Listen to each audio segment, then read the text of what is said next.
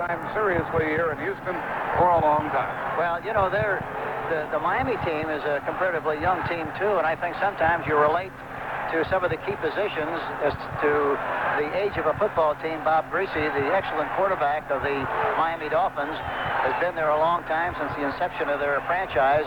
A lot of people seem to think because he's been there so long that it's an old team, but it really isn't. And I must say, too, that Bob Greasy is one of the great quarterbacks in the business and one of the most unpredictable quarterbacks.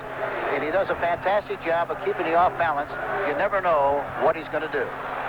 Tony Fritz will kick it off from our right to our left, and back inside their five are Duriel Harris and Gary Davis for the Miami Dolphins. This game gets underway. We hope you enjoy our broadcast. It's a long kick that goes down to the 2, bounce on.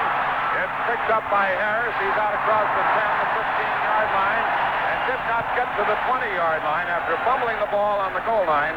A return of 16. So Greasy and company go to work.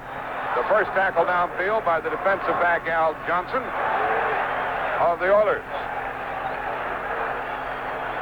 Greasy will have Del Williams and Leroy Harris in the backfield with him, as he brings the club out to his 18-yard line. Williams and Harris. The other Harris split to the right, Matt Moore to the left. Here's the give to Del Williams over the left side, cuts it back against the frame, blows out to the 30-yard line for a first down. Tackled by Willie Alexander up from the corner, and Williams, who started with more than 1,000 yards tonight, just picked up 13 more. You know, they like to start a game with that kind of a play. It was a very simple play with everybody on the left side getting a hat on the defensive people of the Houston Oilers. You must credit Bob Kuchenberg, Ed Newman, and the tight end, Andre Tillman. They did a fine job of blocking at the point of attack, and Williams did the rest. Also up front, Jim Langer at center, Larry Little and Mike Current are the offensive linemen on the right side. Harris is the up man in the eye. The give to Williams again. He's hit at the line of scrimmage and squirts forward for a couple of yards over the left side.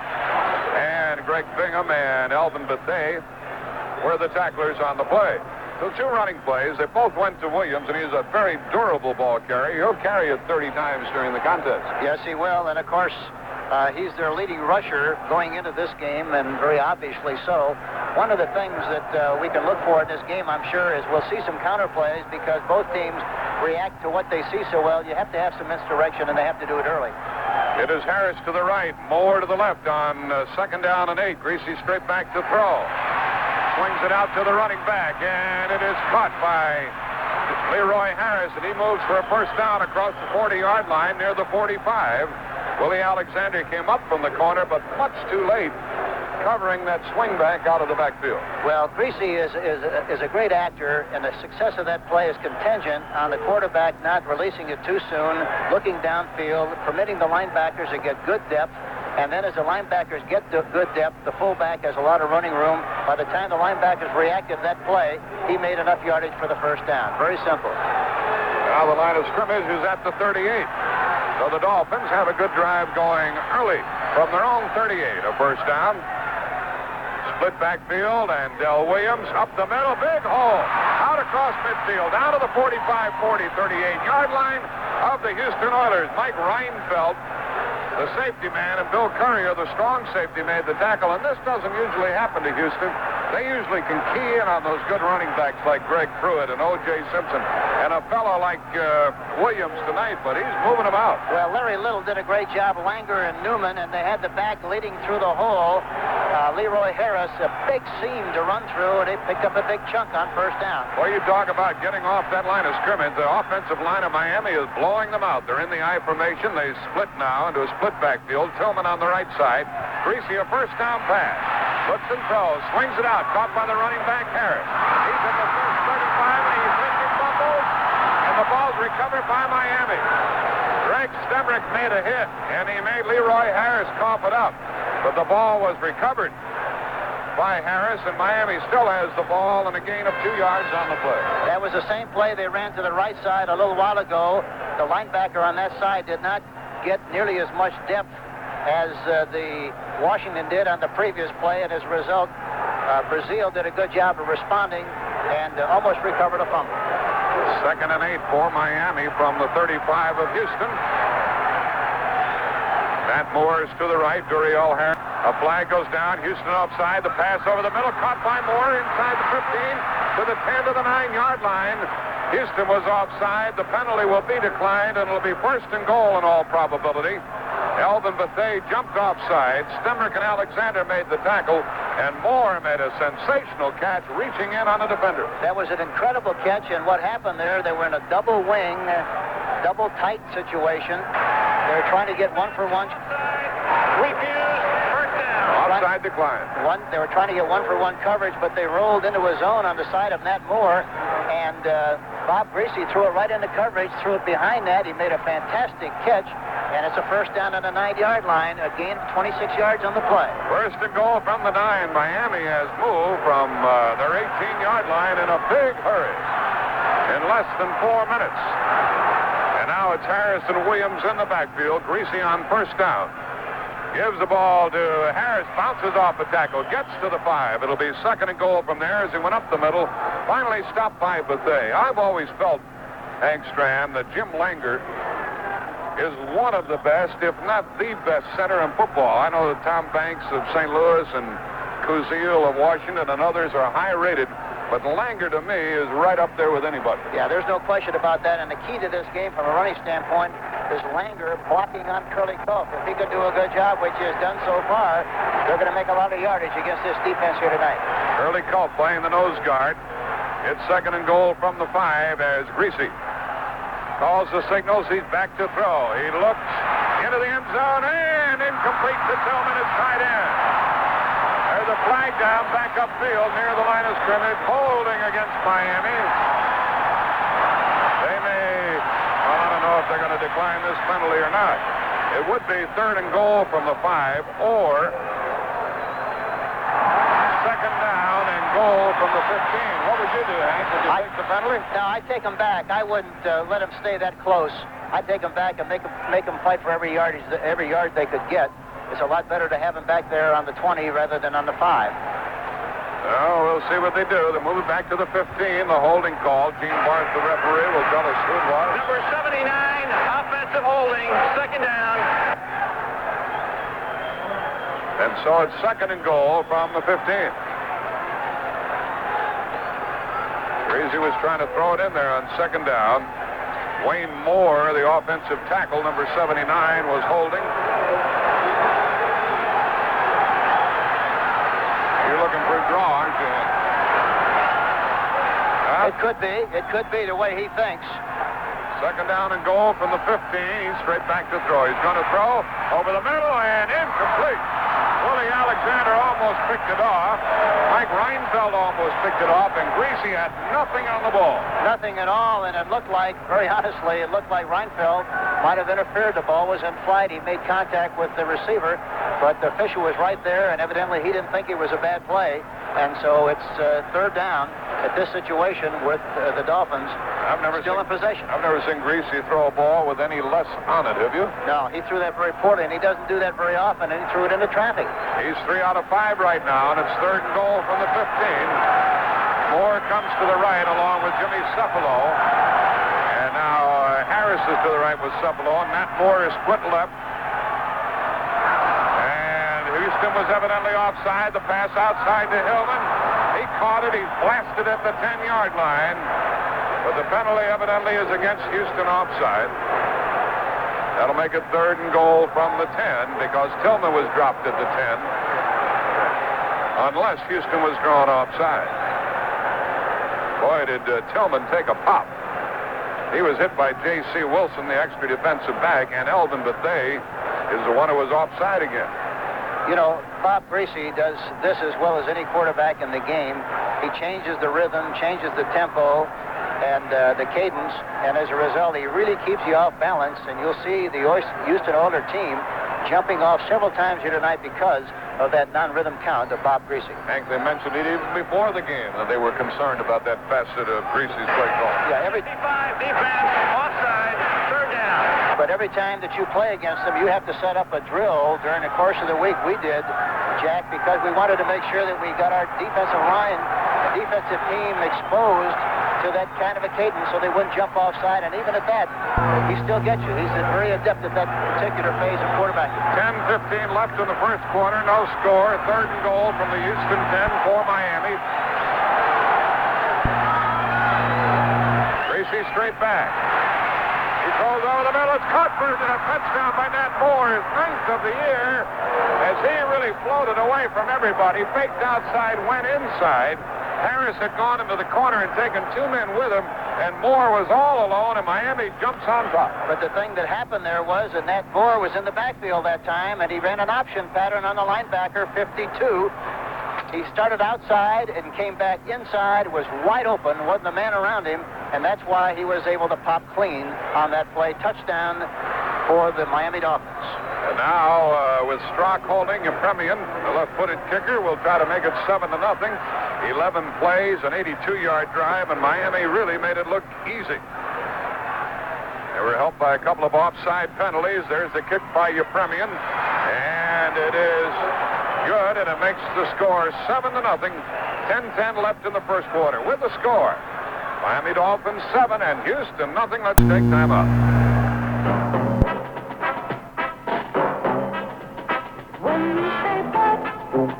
You've said a lot of things nobody else can say. When you say that, you say you care enough to only walk the king of fears. When you say Budweiser, you...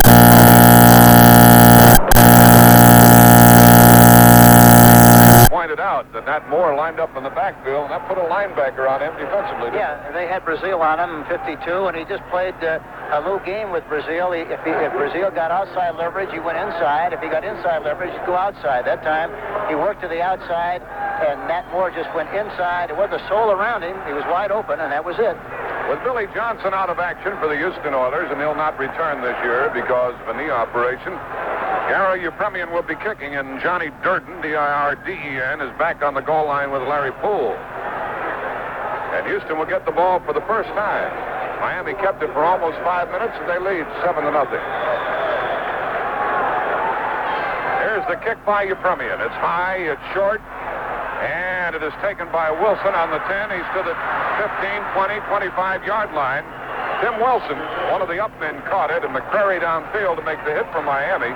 Bumped him out of bounds, and the Oilers go from their own 26-yard line. He intercepted that one that time, Jack. They're both there together.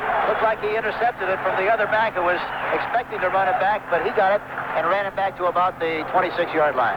Now we'll watch Dan Pastorini, the quarterback, Earl Campbell, the running back, and Tim Wilson is in the backfield with him. Wilson is the up back, Campbell the tailback. Ken Burrows wide to the right. Second man through is Campbell, breaks one tackle and gets up to the 30, going over the middle and picked up. Rather than 4 before Bob Baumauer made the tackle. Burt, he's playing the nose guard. A.J. Dewey is back into action and at full strength for Miami, and that makes a difference. Yes, it really does. And that time the Houston team lined up in a double tight end formation that time to keep the Dolphins from having a weak linebacker on the backside on the tight end. They were 7-on-7, but they didn't do much good on the play. 3-yard gain by Campbell. Split backs in the backfield. Pastorini on second down to Campbell again on a slant to the right side, and he really wrestled down by Kim Bokemper, the linebacker, and that's what Bill Arnsparger, the assistant coach, was talking about before the game. When their linebackers are healthy and roaming, they can stop anybody. Talking about Miami. Well, you know, the one thing about their linebackers is that they have to be that way playing on the 3-4, but they have to be so active. They have to be able to pursue so well laterally, and this is what they do. That's a great asset they have, and they do it as well as anybody in the business.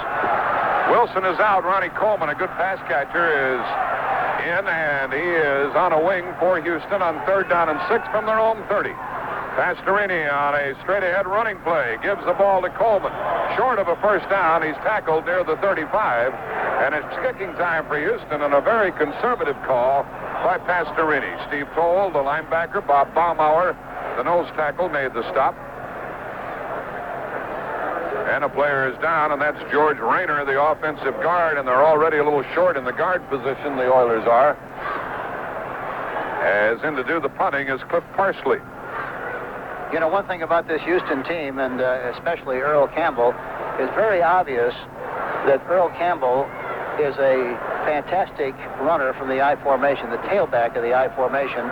He's back there about 7 yards deep, and as a result, he's got a great view of what's happening up front, can take advantage of the pursuit of the Miami team, and he's much more efficient there than he is running sideways from basic formation. We saw that in the Pittsburgh game, didn't we?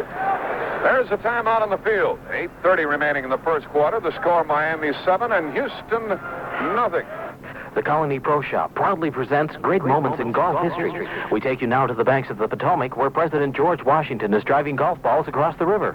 I say, I've heard of water hazards, but this is ridiculous. It's a good thing I shop at the Colony Pro Shop. You can get top-flight golf balls at just $9.99 a dozen. But hurry out there, the price is going up soon. Someone in my position must look his best. So I purchased these Atonic waterproof leather shoes for a mere $27, regularly $36.95.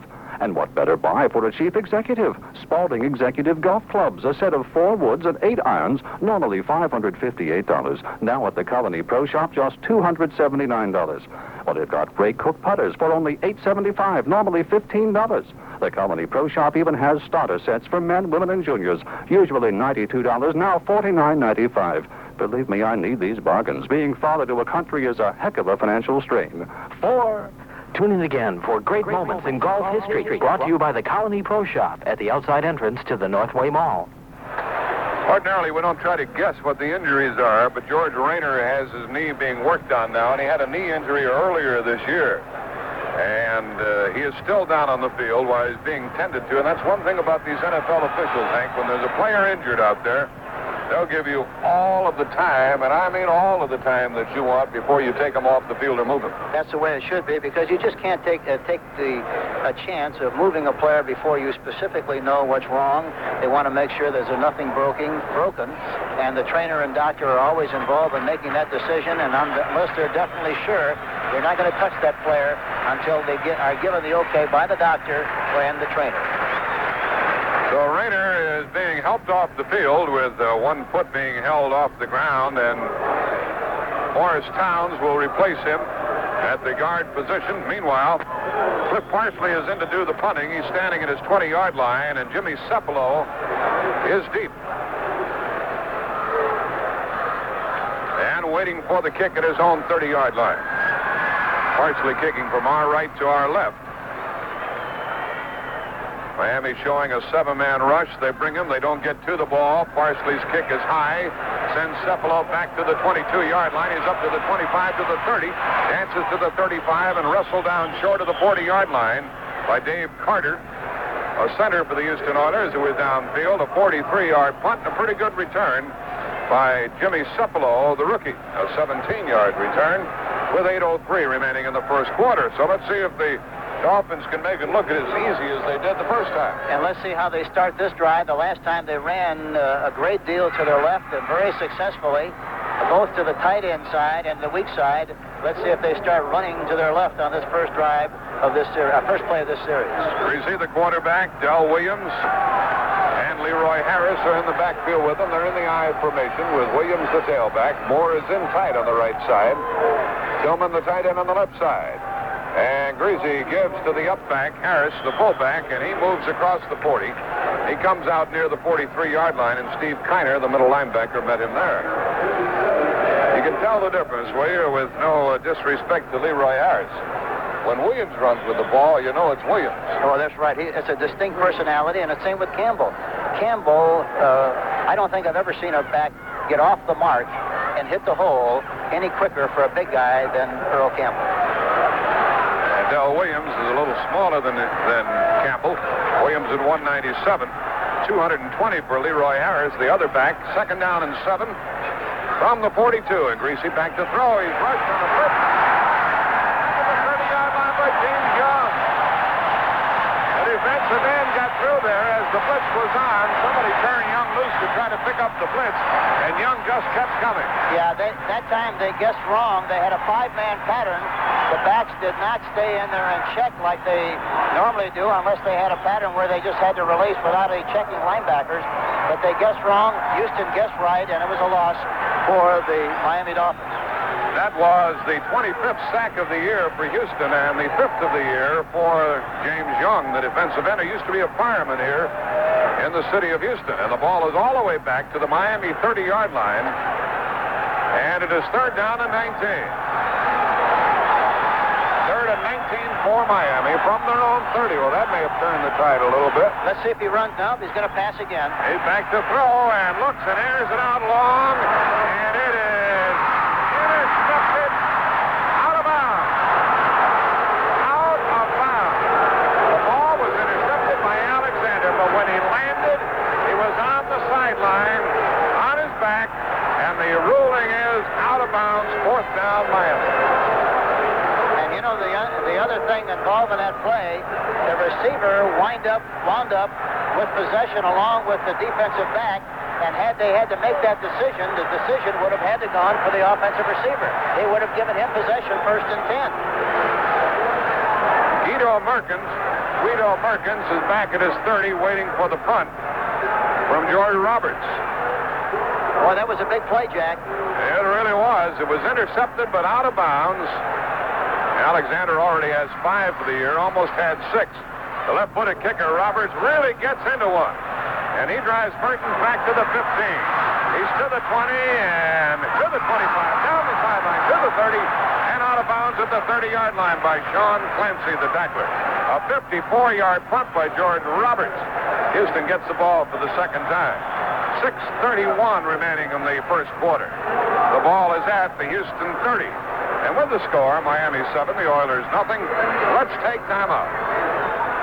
Here's Barsman and McCormick for Quantel Business Computers. Well, today we're talking with another captain of industry. Sir, could you tell us about your company? Yes, I have a company where I braid people's legs and I manufacture merry-go-round horse eyes. It's a conglomerate. Oh, sounds complex. Tell me, how do you control this conglomerate? Very simple. I use a Quantel Business Computer. Oh, you're a computer expert, too. Are you kidding? I don't know a thing about computers. I used to think that software was a programmer's long john. Yes, then why a Quantel Business Computer? Because it speaks my language. What language is that? English, my friend, English. Oh, you mean like how now, brown cow? That's the idea. And with Quantel's plain English programming, I didn't have to hire some white-coated wizard to help me run my business.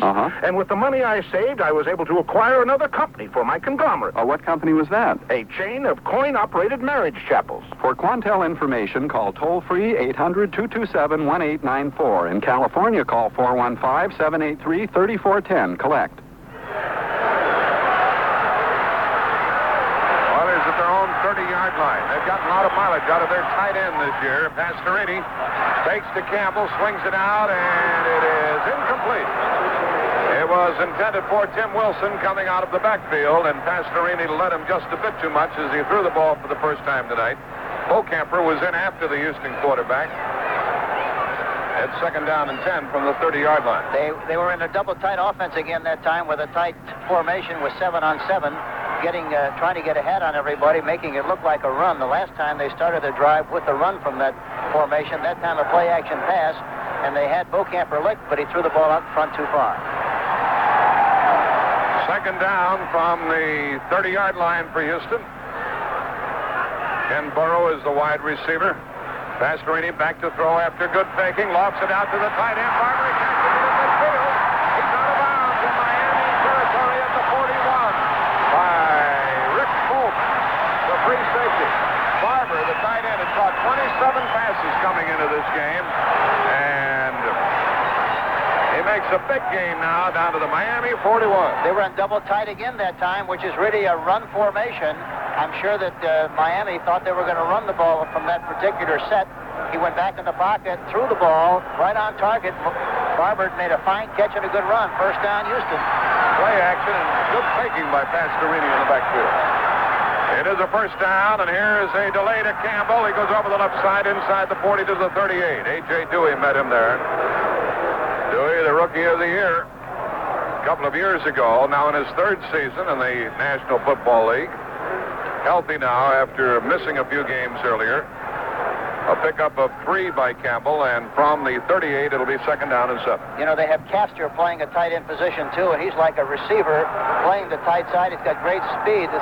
They're in a double tight again with Casper and also the tight end Barber. On second down and 7 from the Miami 38. Pastorini back to throw. Looks and throws it over the head of Ken Burrow, the wide receiver who had made a hook pattern and stopped, and Pastorini threw it over his head with Norris Thomas covering on the play. Bob Matheson is in there. There's a flag down, and a personal foul against Miami. Bob Matheson, the linebacker, is playing now for the Dolphins. He was injured earlier this year. When he's playing, you know he's out there. You know, that time they rolled out to the right. Pastorini threw it very poorly, but he had Burrows wide open on Norris Thomas. Personal foul, number 83 defense, first down. That foul was on Denherter, number 83, the left end. Personal foul moves the ball down to the 23-yard line of the Dolphins. For the Oilers, who are trailing 7-0. 2 tight ends. Ken Burrow to the right. Eye for Campbell in the tailback spot. On first down, the up back, Wilson dives over the middle, gets down near the 20-yard line. Tim Wilson, a 220-pounder, was taken down by Rusty Chambers. Inside linebacker for Miami at the 20. You know, one thing with this double tight end concept, they really put a lot of pressure on Gordon, their fine right linebacker, number 50, Larry Gordon. He's like a defensive end, but by putting a tight end on him, they keep him from going from side to side and pursuing, and it's a very good concept, and it's been very effective so far. Wilson picked up 4, second and 6, and here goes Campbell hurtling down near the 15, 16-yard line before he's driven back by Bob Matheson. Campbell got up in the air that time, trying to leap over bodies. Going to be third down for the Oilers, who are trying to move for the tying score with 4:47 remaining in the first quarter. Third down and 3. Okay. Ball is marked down at the 16 of Ronnie Coleman is in the backfield. Mike Renfro is in as a wide receiver. 2 tight ends, 2 wide receivers. Left, Renfro right, 3rd and 3. Back to throw Pastorini over the middle. And it is caught, and it'll be first and goal as Mike Barber caught him in heavy traffic and was covered immediately. It'll be first and goal from the 3. Rick Polk got him down. Barber caught the ball in heavy traffic, and how Pastorini got it to him, I don't know. I don't know either, but that time they were in a double wing, double tight formation. How he got him open in the middle area. When he threw the ball, I thought it was going to be an interception, Jack. I really did. There's a lot of folks in there, but he made a remarkable 12-yard catch. Houston has possession, first and goal on the 4. First and goal for Houston, trailing by the score of 7-0. Out of the I formation, Campbell right side, trying to go outside. Does, and he is through the... he is stopped, and there goes the flag. He was stopped short of the goal line, and then a flag went down. Charlie Babb came up from the secondary to put an end to the play, and we have a face mask against Miami, evidently. That'll make it first and goal from just outside the goal line. If that's true, it is. It's a face mask violation against Miami. Jack, that was a great illustration of how well he runs from the I formation. He went inside, it was plugged, he jumped to the outside, but you have great vision from the I formation, and he runs from that position as well as anybody in the business. He looks like a totally different back when he runs from the I than he does from conventional sets in the backfield. The ball is right at the goal line. Charlie Babb was called for face masking. Pastorini asked the crowd to be quiet as he tries to get either Wilson or Campbell into that end zone, or sneaks it in himself. And on first down, he gives the ball to Campbell, and he's got a touchdown. It's his 9th of the year, and that adds to his Houston record for total touchdowns in 1 year. 8 plays, 70 yards, and they made it look easy, too, didn't they? Yes, they did. They mixed it up well. But, and of course, they had a couple of penalties on the drive, but they did a good job. They're being very patient and doing what they have to do and what they know they can do well as a football team. It's 7-6 now, and Tony Fritsch, who has missed 2 extra points this year, will try to kick the extra point with Pastorini holding. Pastorini has bobbled a couple of snaps this season. That's why Fritsch has missed a couple. This snap is good. Down, up, good. 7-7. 3:32 remaining in the first quarter. We have the kind of game we anticipated. 7-7 the score, Miami and Houston. A pause in the action, and let's take time out. When you say bud, you said a lot of things nobody else can say. When you say bud, you've gone as far as you can go to get the very best. When you say bud, it's a word that means you like to do it all. When you say bud, you said you care enough to only want the king of beers. There is no other one. There's only something left. Think of the king of beers. It's leading all the rest. When you say Budweiser, you said it all. You said it all. When you say Bud, you said it all. Anheuser-Busch, St. Louis. Tony Fritsch will kick it off. Gary Davis and Duriel Harris are back standing at the goal line waiting for the kick with the score tied 7-all. A good drive by each team.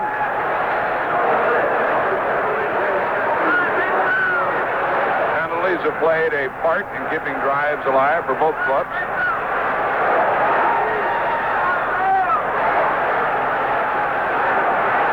And the referee has given the signal, and here's the kick. It is short, off to the right, flying up to take it is Davis. He bobbles it. He bobbles it on the 20, up to the 25, and a little bit beyond. And Mike Renfro, a wide receiver, and Al Johnson, a special teams player who just came out of retirement, were downfield to make the hit. And Johnson always had been a good player for Houston. He retired from the game, came back, and he's a good one. So the Dolphins now are at their 26.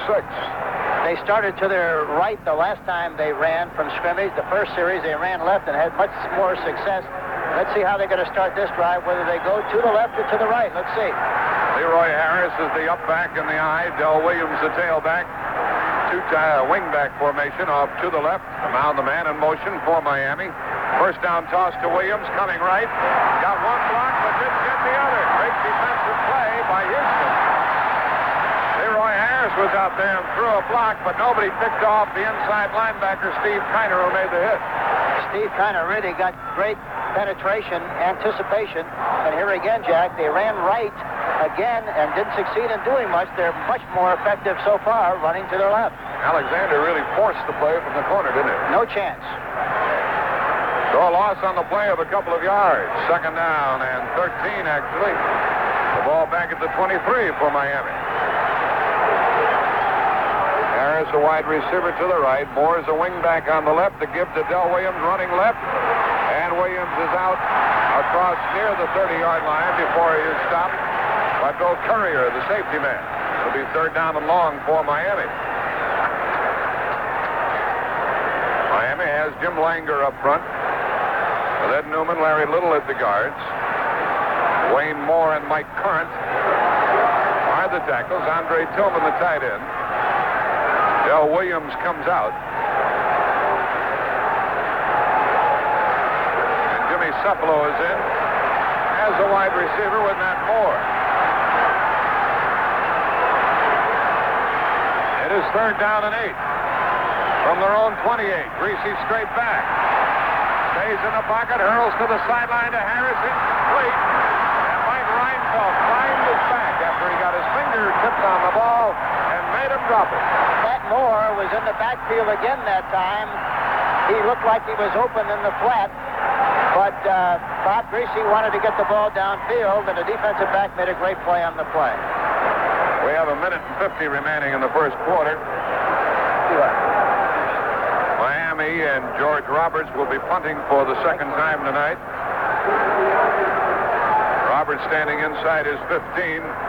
Guido Merkins is standing at his 30. Not much of a rush. Another good kick by Roberts. Merkins takes it on the 22, back to the right side, the 25. He's to the 30 down the sideline, 35. A flag is down as Merkins goes to his own 40-yard line for Houston. And you always look for a clip on a kick return. A flag has been thrown. Bruce Hardy was downfield for Miami to make the tackle. A 50-yard punt, a 16-yard return, and a penalty coming up against Houston.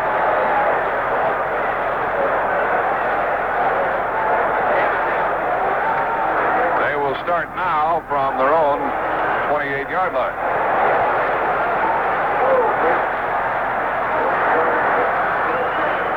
We had a holding call. A holding call against Houston on the run back. They're at their own 28.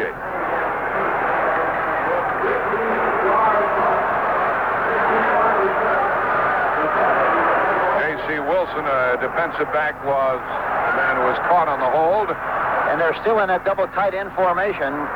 Here's Pastorini on a toss to Campbell, running that, dips outside to the 30. He's to the 34-yard line before taken out of bounds by the linebacker, Steve Toll. Tim Wilson threw a good block that helped Campbell get outside, and he read the block very well. Yes, he did, and that's what he does so well from the I formation. And you must credit the tight end, Barber, with a good block. He was on the weak side of the formation on the left side and made a very good block on Gordon, number 50, to make that play go. Campbell is trying to reach the 1,000-yard mark in rushing tonight. He had 944 at the start of the night. He's gained 17. He picked up 6 at 2nd and 4 from the 34. And here is Wilson going for a first down over the right side to his own 39-yard line.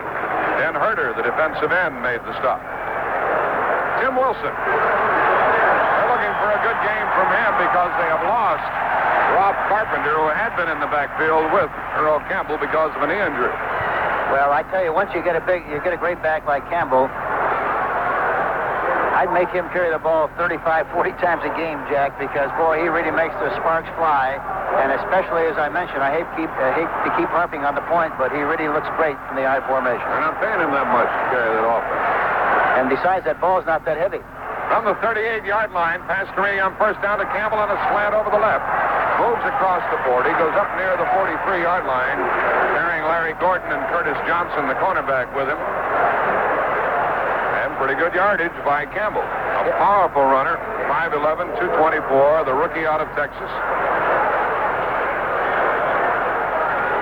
Now we're coming down to the end of the first quarter, 25 seconds remaining. You know, the other thing, Jack, is that this Houston team, has to exercise good patience. They have to be satisfied to just move the chains, make first downs, do what they do best, use the play-action pass, utilize the fake to Campbell, and make things happen from there. They're doing that extremely well, and that's why they're moving the football, because Miami is so good moving the football themselves. They got to keep it away from Miami. They're not going to run another play. The Oilers let the clock run out, and the gun sounds, marking the end of the first quarter. Houston will have the ball, 2nd and 6 at their own 43 when we resume. The end of the first quarter with the score, Oilers 7, Miami 7. There's a sport for every season with CBS Radio sports coverage on most of these stations. Right now, football is king with our live coverage of National Football League games, plus plenty of postseason events, including the division playoffs, the championship games, the Super Bowl and Pro Bowl. In college ball, the Sun and Cotton Bowls. And then as spring comes on, CBS Radio Sports brings you the Masters Golf Tournament from Augusta, racing's Triple Crown, the Kentucky Derby, the Preakness, and the Belmont Stakes. Summer and baseball were made for each other, and CBS Radio Sports brings you baseball's biggest night of the summer, the All-Star Game in July, plus the League Championship Series and the World Series. And throughout the year, you'll be there with CBS Radio Sports for specially selected golf and tennis tournaments, including the U.S. Open Tennis Championships in August and September. There's a sport for every season on most of these stations of CBS, your #1 radio network for news, programs, and sports.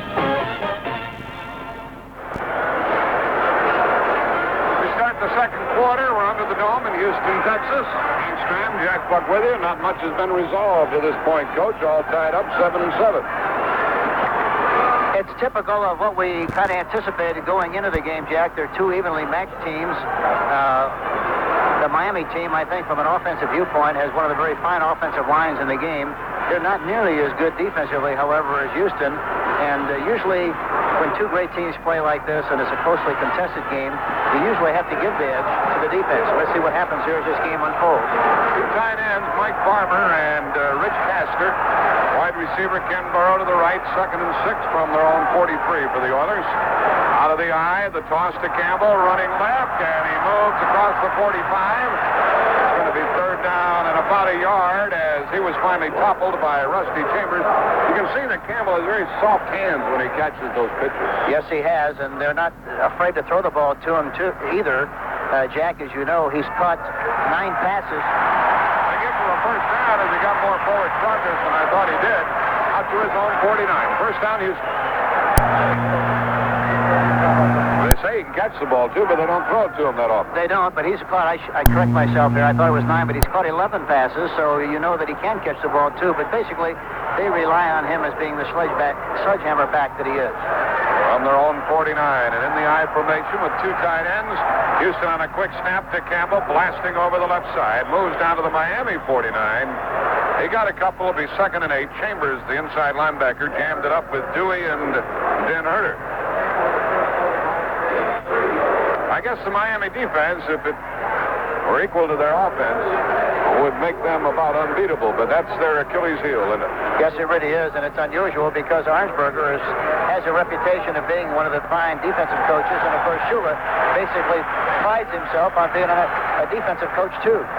2nd down and 8 from the Miami 49-yard line. And out of the eye with the two tight ends. Pastorini this time on a delay to Campbell, slanting over the left side. Moves down to the 40-yard line. A flag goes down as Matheson makes the stop. Campbell had picked up enough for what would be a first down, but now would check the flag, holding against Houston. And Hank Stram is right. When Earl Campbell comes flying out of that tailback spot in the I formation, he looks like a different guy than the fellow who's running out of the setback position. Yeah, he runs with total confidence, and he's got an opportunity to go. Number 76 offense, holding, 2nd down.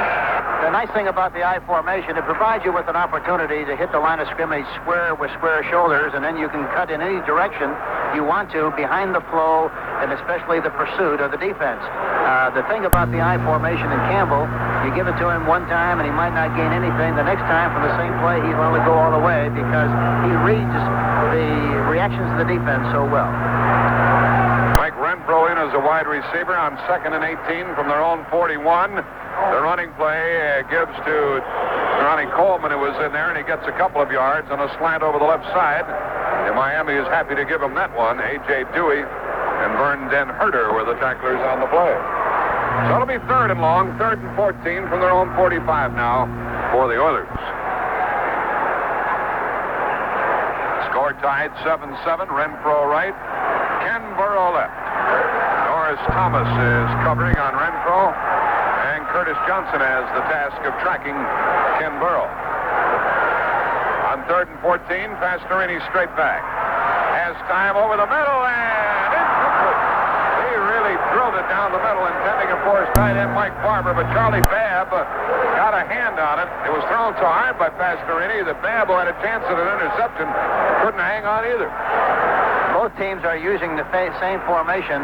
Ironically enough, on passing situations, they're using a double wing formation, which means they have two tight ends, two outside receivers, and one back remaining in the backfield, trying to get one-for-one coverage and taking advantage of receivers getting out quickly downfield to pierce the zones. Cepolo waits for the Cliff Parsley punt. Parsley will touch it off at his own 35, handles a high snap, and he hangs it high. That's a good kick. Cepolo from the 10, avoids one tackle, runs right, he's to the 15 and down at the 16-yard line. Good coverage, primarily by Steve Baumgartner, who made the Houston tackle with 12:49 left in the half. That was a 45-yard punt. A 6-yard return by Cepolo, who had a lot of gumption to handle that punt at the 10 and ran it back to the 16. With the score, the Oilers 7 and Miami 7. Let's take time out. When you say bud, you said a lot of things nobody else can say. Yeah. Oh yeah. When you say Budweiser, always say it. You say Budweiser, always say it. You say Budweiser. Ooh, you said it all. Anheuser-Busch, St. Louis. We have some good action coming up for you on Thanksgiving Day. Stram and I will be in Pontiac for the Denver-Detroit game at 12:30 Eastern Time on CBS Radio. Lindsey Nelson and Jim Kelly will tell you about the Washington-Dallas action starting at 3:30 Eastern Time. And then a week from tonight, Hank and I will be at Candlestick Park for the Steelers-San Francisco game at 9 Eastern Time. Sunday, December 3rd, Don Klein and Jim Kelly will tell you about the Denver-Oakland game. That's Sunday, December 3rd. But two games here on CBS Radio. Sunday, December 3rd, Don Klein and Jim Kelly will tell you about the Denver-Oakland game. That's Sunday, December 3rd. But two games here on CBS Radio, Thanksgiving Day. Dolphins are at their 16-yard line. They have scored on a 10-yard touchdown pass from Greasy to Nat Moore. Houston has scored on a 1-yard plunge by Earl Campbell, both in the first quarter. We have 12:49 left in the half. As we're tied, Greasy at quarterback. A long count. He gives to Del Williams. Starts inside, goes outside. Outraces one man, moves across the 20-yard line before Bill Courier came up and made the tackle. You know, it's funny, Jack, how you can get away from things that are really successful for you. Now, they went back, they opened the game with that play and got 13 yards. They ran it again later and got another big chunk. They haven't run it since then. They came back and started this drive with it, and they picked up 7 or 8 yards. But they run much, much better to the left than to the right. Williams has gained 41 yards already in 6 carries. Greasy is 4 out of 6. 1 touchdown. From their 23, up back is Leroy Harris moving across the 25 near the 26-yard line, and he gets a first down. The first down for Miami on 2 pops, one by Williams and then one by Leroy Harris. Washington, Steve Kiner, the linebacker, has made the defensive play for Houston. You know, the other thing that's important, Bob Kuchenberg, their very fine offensive guard for so many years, is now playing left tackle, and he's doing a good job on left side, knocking people off the line of scrimmage and working on Bethea, along with Andre Tillman, blocking on the big linebacker on that side, Larry Gordon. From the 27-yard line, Tillman goes to the right side. They split the backs in the backfield. Greasy on first down is back to throw. Over the middle, short, and it is caught. It is caught by Del Williams, who slipped out of the backfield, caught the ball near the 32-yard line. Well, and he was dropped at the 34, so a substantial gain. Kiner and Bingham, linebackers, there defensively for Houston. And a pickup of 6 yards on the pass to Del Williams. Miami has come out from their own 16 now to their own 33. Split backs. Harris and Moore are the wide receivers. Here is a delay. Harris breaks a tackle, moves out to the 40, gets a first down, and then he is wrestled down. Leroy Harris, a 220-pound back, broke a tackle by Stemrick, the quarterback, and then Brazil, the linebacker, finally stopped him. He's a handful, that Leroy Harris is. Listen, that was a trap play, too, Jack. Larry Little did a good job of trapping on the play, trapping the defensive right end, Bethea. And again, they continue to make yardage when they run left.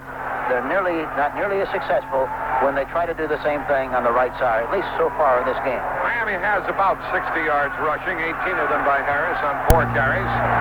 Out to the 41-yard line. 2 wide receivers on the left side. Moore goes in motion. And on first down, Greasy gives to the up back Harris, and he blasts out to the 44, near the 45-yard line. But they jam the play from the defensive end spot. They're sending Nat Moore in motion from the left side to the right side. And Willie Alexander, number 19, is going with him. He's giving him an awful lot of room. I wouldn't be a bit surprised to see some business over there sometime on this drive with the idea of getting the Nat Moore 89 on Willie Alexander, number 19. Well, Alexander has intercepted 5 this year, so they've tried to pick on him. Duriel Harris goes to the right.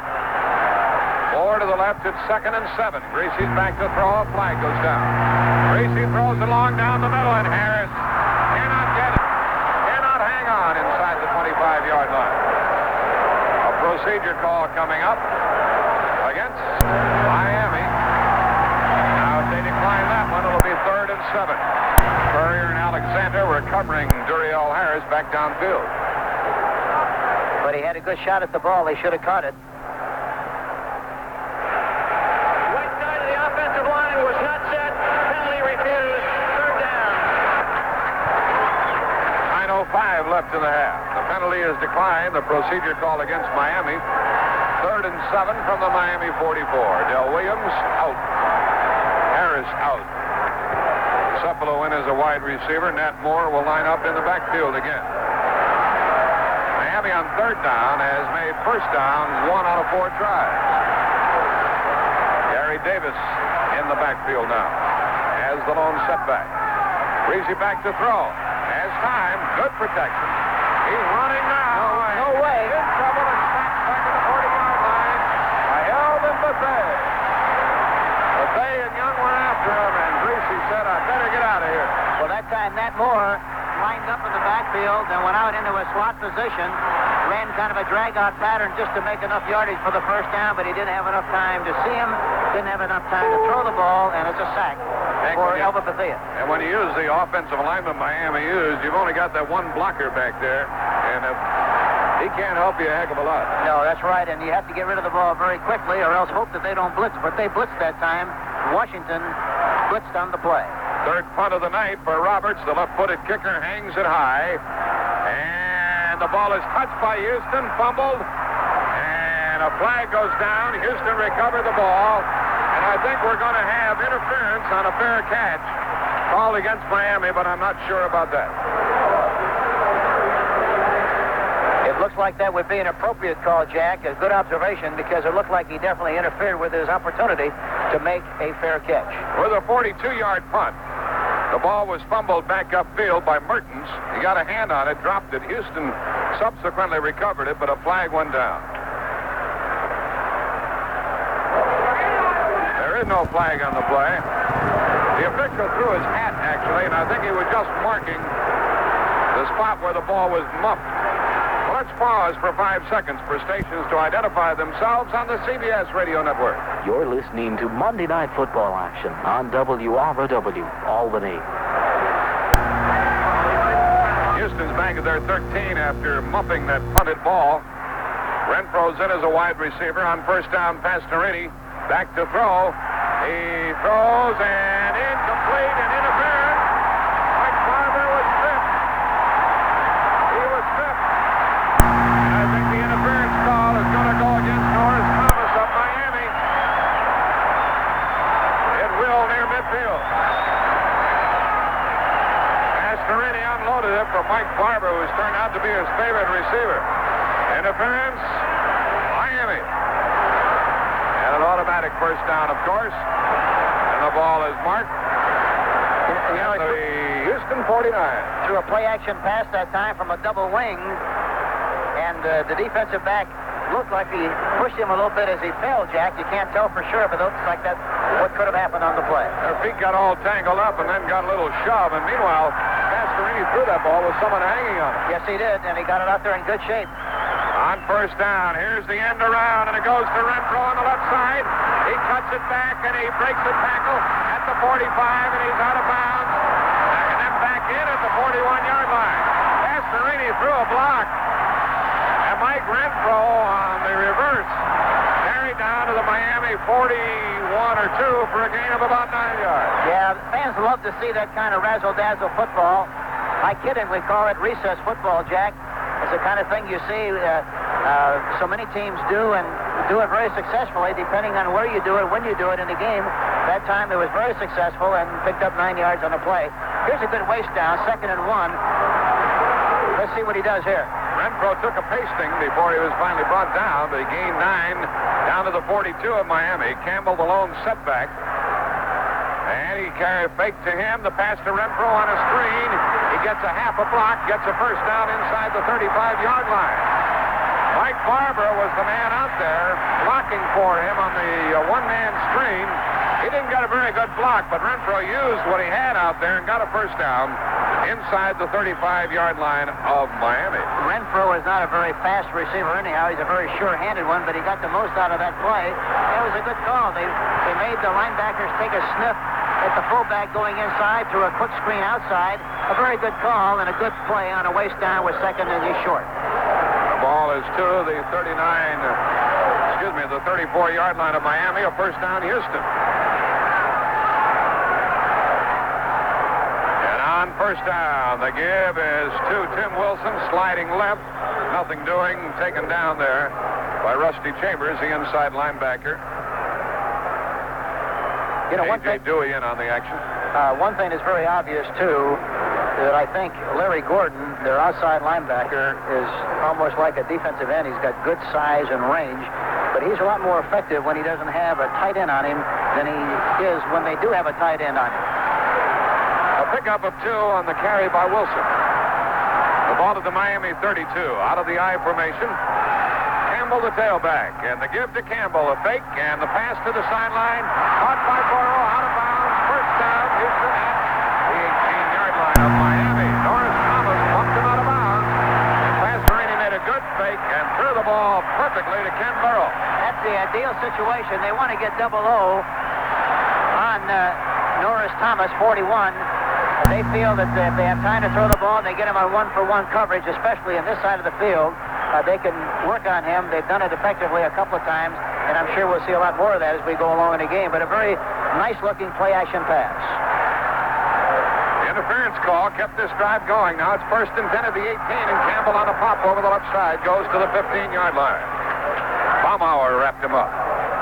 The previous pass play to Ken Burrow was good for 14 yards. And now Campbell just ran for 3. Pastorini's 4 out of 6.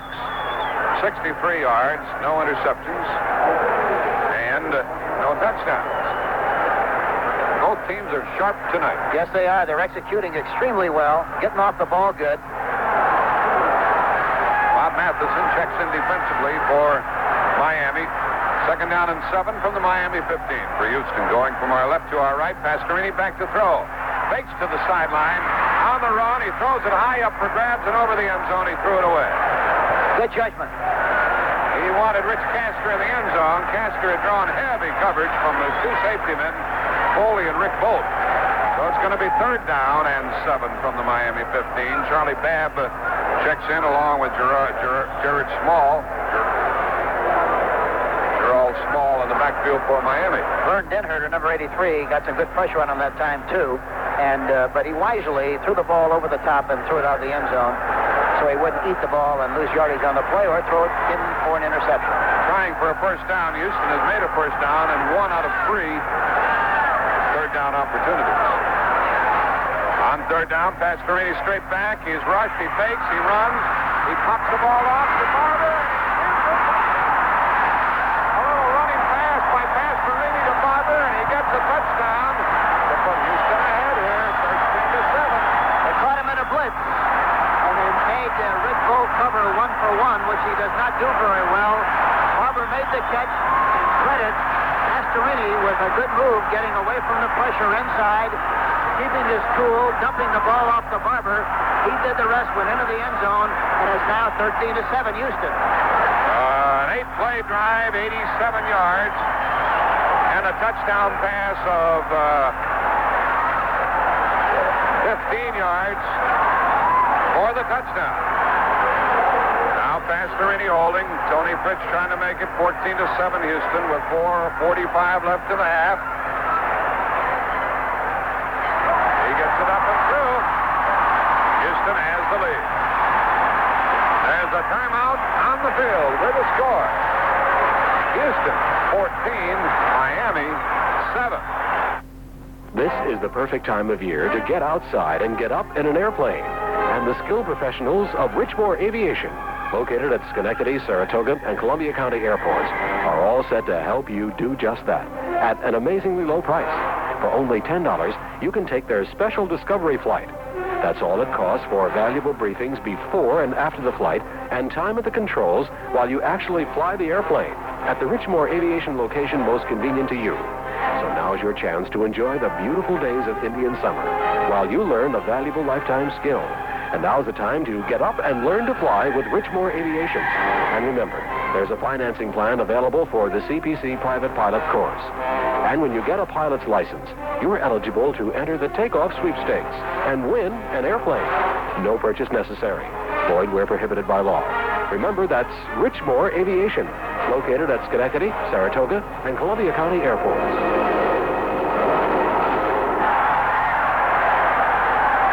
Houston kept the ball for 3 minutes and 40 seconds. They were trailing here tonight, 7-0. Now they lead 14-7, and Fritz will kick it off. Duriel Harris and Gary Davis are back near their 5-yard line, waiting for this kick, and the fans love it here as Houston tries to win their 8th game of the year. And the New England fans love it, too. Here's the kick. Harris takes it on the 8, 10, 15, 20, 25, 30-yard line. Running left, trying to get outside. He's at the 32, 35, 38, out of bounds near the 40-yard line. Duriel Harris with a great return, run out by Courier and Gordon. And Miami has fine operating position thanks to the 29-yard return of Duriel Harris. One thing you'd like to see that return man do, Hank, you're back there to catch the ball and return it. You don't like to see him pussyfooting around back there. Get the ball and run. You're right. You wanted to make sure to make a decision, right or wrong, make a decision, get up the field. That's what Duriel Harris did that time. He made a decision, he got up the field, ran to the left, and made a nice return on the play of 29 yards. He's out of bounds at his own 41. So Greasy with Leroy Harris and Del Williams in the backfield sends Andre Tillman, the tight end, to the right side. On first down, Greasy's going to throw it to the sideline. It is caught by Harris. Harris is at midfield, and he gained about 9. Duriel Harris caught the ball. Greg Stemrick bumped him out of bounds with the help of another Greg Bingham, the linebacker. 4:26 remaining in the half. I haven't been watching Don Shula along the sideline. Have you taken note of him, Hank? Is he a little upset or not? No, he's very good on the sideline. He doesn't lose his composure very much. And the most important thing, really, is that Greasy doesn't lose his composure. He's going to keep sawing wood. He's going to stay right in there. He's not going to get panicky. He's going to do what he knows he can do very well and try to move the ball and get back in his game. That was a first down pass to the Houston 49. Now a split backfield with Moore and Harris both to the left side. Motion by Moore. Greasy gives to Del Williams, running right on a slant. He is crushed and dropped in the backfield for a loss. Ed Washington, the linebacker, was coming hard and plugged it up. One thing, Washington is extremely good against the rush, not as good against the pass, and I'm surprised they continue to try to run to their right. They haven't succeeded in doing any business, and why they run to the right, I don't know. They're doing real well running left, but they continue to run to the right on occasions, and that's a mistake. They're just trying to aggravate you. Listen, the other thing about it, Jack, seriously, is that you have, the play-by-play on the sideline. The quarterback usually looks at that to see what's good and what's bad, and I'm sure Bob will do that before too long. Second down and 12 now, back at his own 49, as one of the Houston people, Alvin Bethea, came across and made contact. Now, who's the 5 yards going to be against? Offside against Miami. Well, that's why Bethea was coming. Somebody moved. And even when that defensive end makes a false start at you, Hank, you still can't move when you're in that three-point set. No, you got to freeze. You got to put the cement in your shoes and stay anchored, or else it's a penalty. Kuchenberg is protesting the call mildly. It's a procedure call. Moving the ball to the Miami 44, making it second down and 17. Kuchenberg is from Notre Dame and very close to my hometown of Gary, Indiana. Hobart, Indiana, was a great player there in that high school league, along with being a great football player for Notre Dame. Hobart.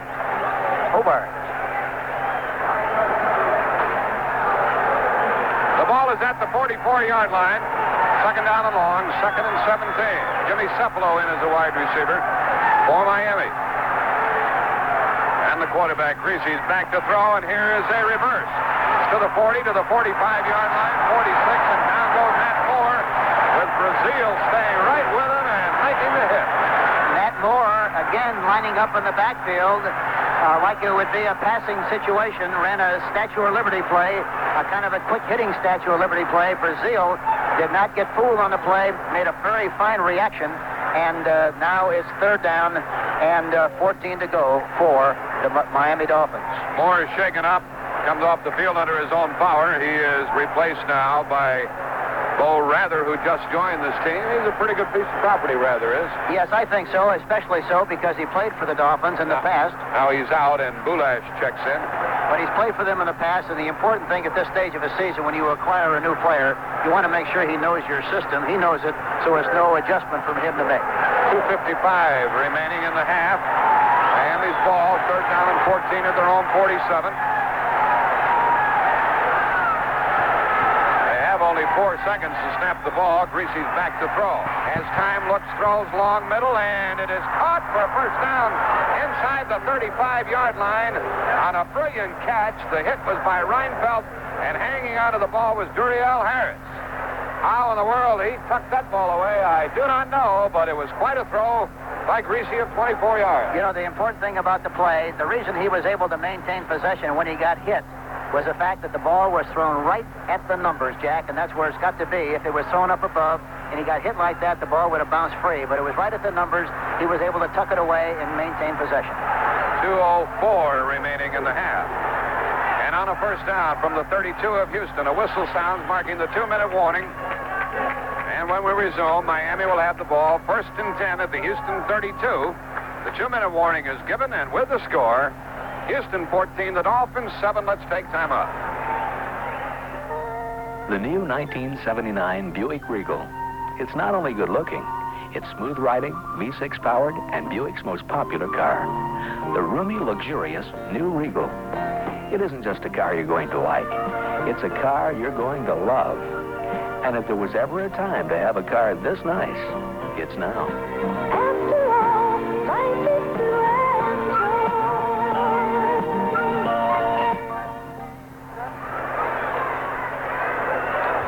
Left in the half. Hank Stram and Jack Buck with you from the Dome. Houston on top, 14-7, but Miami has a good drive going, and Greasy is 7 out of 11. 1 touchdown pass. There have been no interceptions in this game, and Harris has caught 2 for 34 yards. And Houston's hitting pretty hard, hasn't it? Yes, they are. Anytime they get a shot at an opportunity to use those shoulder pads and that helmet, they're going to give it to you because they're a very fine defensive team. But again, you got to credit Bob Greasy that time. It was 3rd and 14, and he put the ball right on the money. And it's a big play, and Miami now has possession, first and 10, on about the 33-yard line, 32-yard line, going in. Well, let's see what the Dolphins can do in the remaining 2 minutes of the first half. Mickey Herskowitz, an outstanding writer here in Houston, will be one of our guests at halftime. He's with the Houston Post. First down for Miami. Greasy, a first down pass. Looking left, pops it off to the running back, Leroy Harris. He's inside the 30 and out of bounds, stopping the clock. He was chased out by Bill Courier, the safety man, but a substantial gain for Miami. Those little sideline passes look so innocent, Hank, and the next thing you know, they're 7 yards, 8 yards further downfield than they were. And that's what Greasy does so well. He utilizes those short possession style passes as good as anybody in the league. And I think one of the reasons, you know, he doesn't have a great gun, a strong, very strong arm, not nearly as strong as some of the other quarterbacks, but he does what he can do very well, and that's what makes him such a great quarterback. A pickup of 8 on that pass, and it's 2nd down and 2 from the Houston 24. Here is a delay, and the ball goes to Williams, and he's down near the 20, and he gets a first down. Elvin Bethea and Greg Bingham are the defenders for Houston. Clock running, 1:40 left in the half. It's a first down at the Oiler 21. You know, the great thing about Greasy, too, he's murdered down in this part of the field. Anytime that he feels he's got an opportunity to get 1-for-1 coverage, especially down on the 20-yard line going in, he's very, very effective. Because he reads the coverages very well and gets the ball to the right person. He's back to throw on first down. Takes a deep drop and throws it in the end zone. And incomplete. It was intended for Duriel Harris, who went high in the air. He must have gone 3 feet off the ground, covered by Willie Alexander. And it'll be second down. You know, one thing it looked like from here, you can't tell for sure, but it looked like he jumped just a little bit too soon, prematurely. I agree with you, Hank. And I think he would have had a chance to make the catch had he timed the jump a little bit better than he actually did. He jumped too soon. He's 5'11". Willie Alexander covering him is 6'3", but Harris certainly had position on him. And it's second and 10 from the Houston 21. Minute and 16 remaining in the half. Harris goes to the right, Nat Moore to the left. They got a lot of room on the right side. Willie Alexander. Greasy back to throw. Look, there it is. Throws it outside, and it is caught.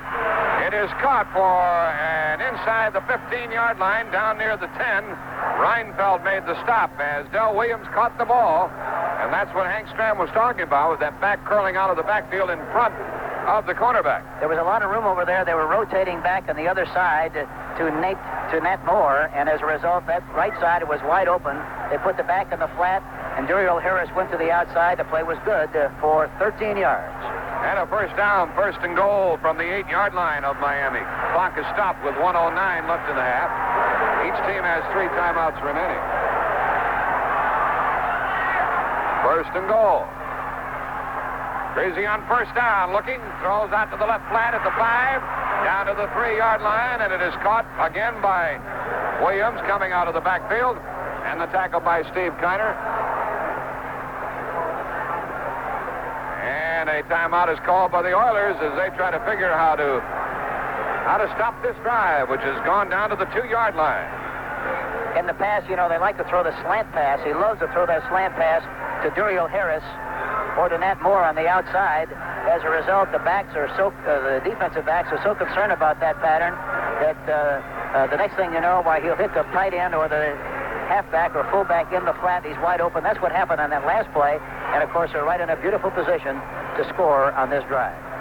Of course, that's a job for that linebacker, Hank, to stay with a running back, and it can be tough at times. Oh, it can be very tough, especially when you're concerned a little bit about the run also. And as a thing I mentioned earlier, is the fact that Greasy sprays the ball around so much. You never know what he's going to do, who he's going to throw the ball to, and as a result, he really keeps you off balance, and that's what makes him such a very fine quarterback. A reminder here that Connie Alexander and Bob Starr will describe the action, the Sun Bowl game from El Paso, Texas, on most of these CBS stations.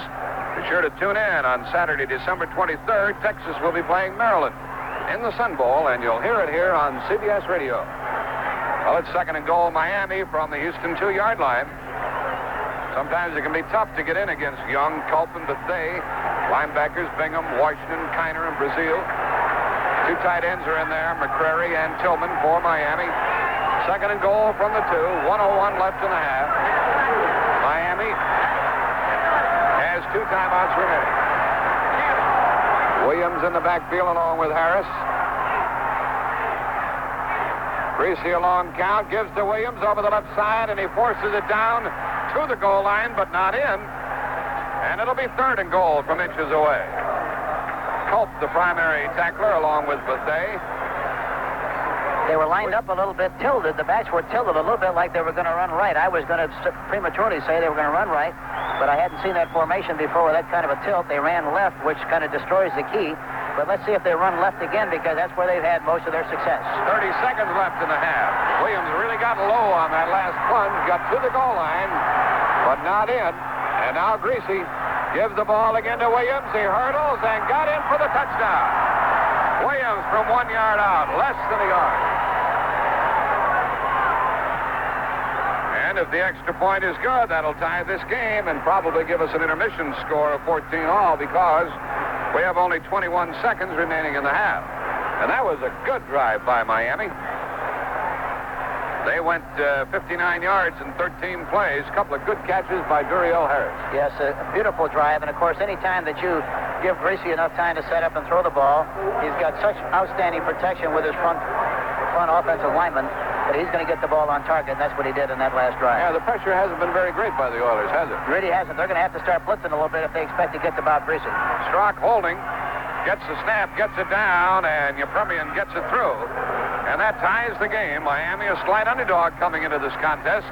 led 7-0, fell behind 14-7, and now they've tied it up with only 21 seconds remaining in the half, and we should have a barn burner in the final 30 minutes of this football game. Well, we've had a barn burner so far in this football game in the first half, and I'm sure the fireworks will continue to fly all over this park before this game is over with in the second half. Mickey Herskowitz, who covers the Oilers for the Houston Post, will be Hank's guest here at halftime. Then I'll have the pleasure of visiting with Kim Tomes, who is Miss USA, a young lady from Houston. Yeah, we're also going to have Pete Beathard, the fine quarterback that used to play for us in Kansas City and also led this Houston team to a championship several years ago. He'll also be on for a few minutes at halftime. And we saw him in St. Louis as quarterback there, too. Yes, that's right. Well, with 21 seconds remaining, we might see Upremian kick a line drive to try to avoid the long kickoff return. Where were you yesterday, Hank Stram? Yesterday, we saw the St. Louis Cardinals beat the Washington Redskins in Washington, and it's really been a turnabout for the Bud Wilkinson coached St. Louis Cardinals. They lost their first 8, won their last 4, and they have high hopes and expectations, and they really feel they can win the next 4 and wind up 8-8. Down here in Texas, they're thinking in terms of a Houston-Dallas Super Bowl. Here's a line drive that's handled at the 35-yard line by the Houston player, Kurt Knopf, a defensive back. He brings it out across the 40-yard line, short of the 45, with 18 seconds remaining in the half.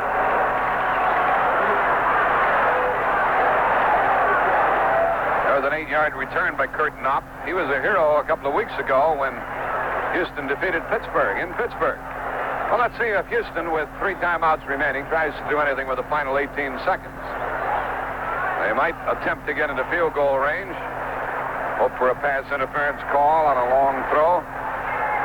Renfro is to the right. Ken Burrow is to the left. And here's the running play. And it's Earl Campbell moving across midfield for a good yardage. A quick timeout stops the clock with 12 seconds remaining as Campbell went down to the 47-yard line of Miami with Carl Barish making the tackle.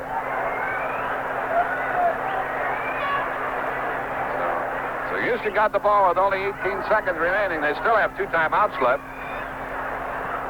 Bob Matheson comes to the sideline to check what John Shula wants to do defensively, and Pastorini visited briefly with Bum Phillips on the left sideline. What color boots is Bum wearing tonight? Have you noticed?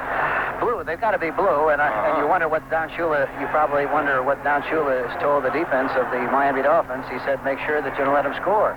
That's what he probably told them, Jack. Yeah, well, Fritz has kicked 2 field goals of more than 40 yards, so a couple of more plays, a couple of more timeouts. It is not inconceivable that the Oilers would score some points.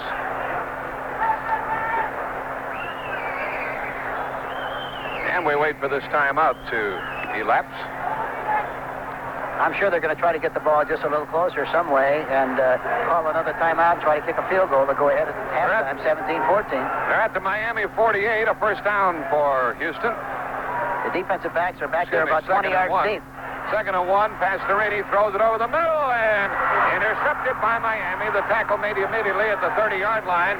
Rick Volk went up in the air and caught the ball as it came off the hands of the tight end, Mike Barber. And now with 4 seconds left, Miami gets it.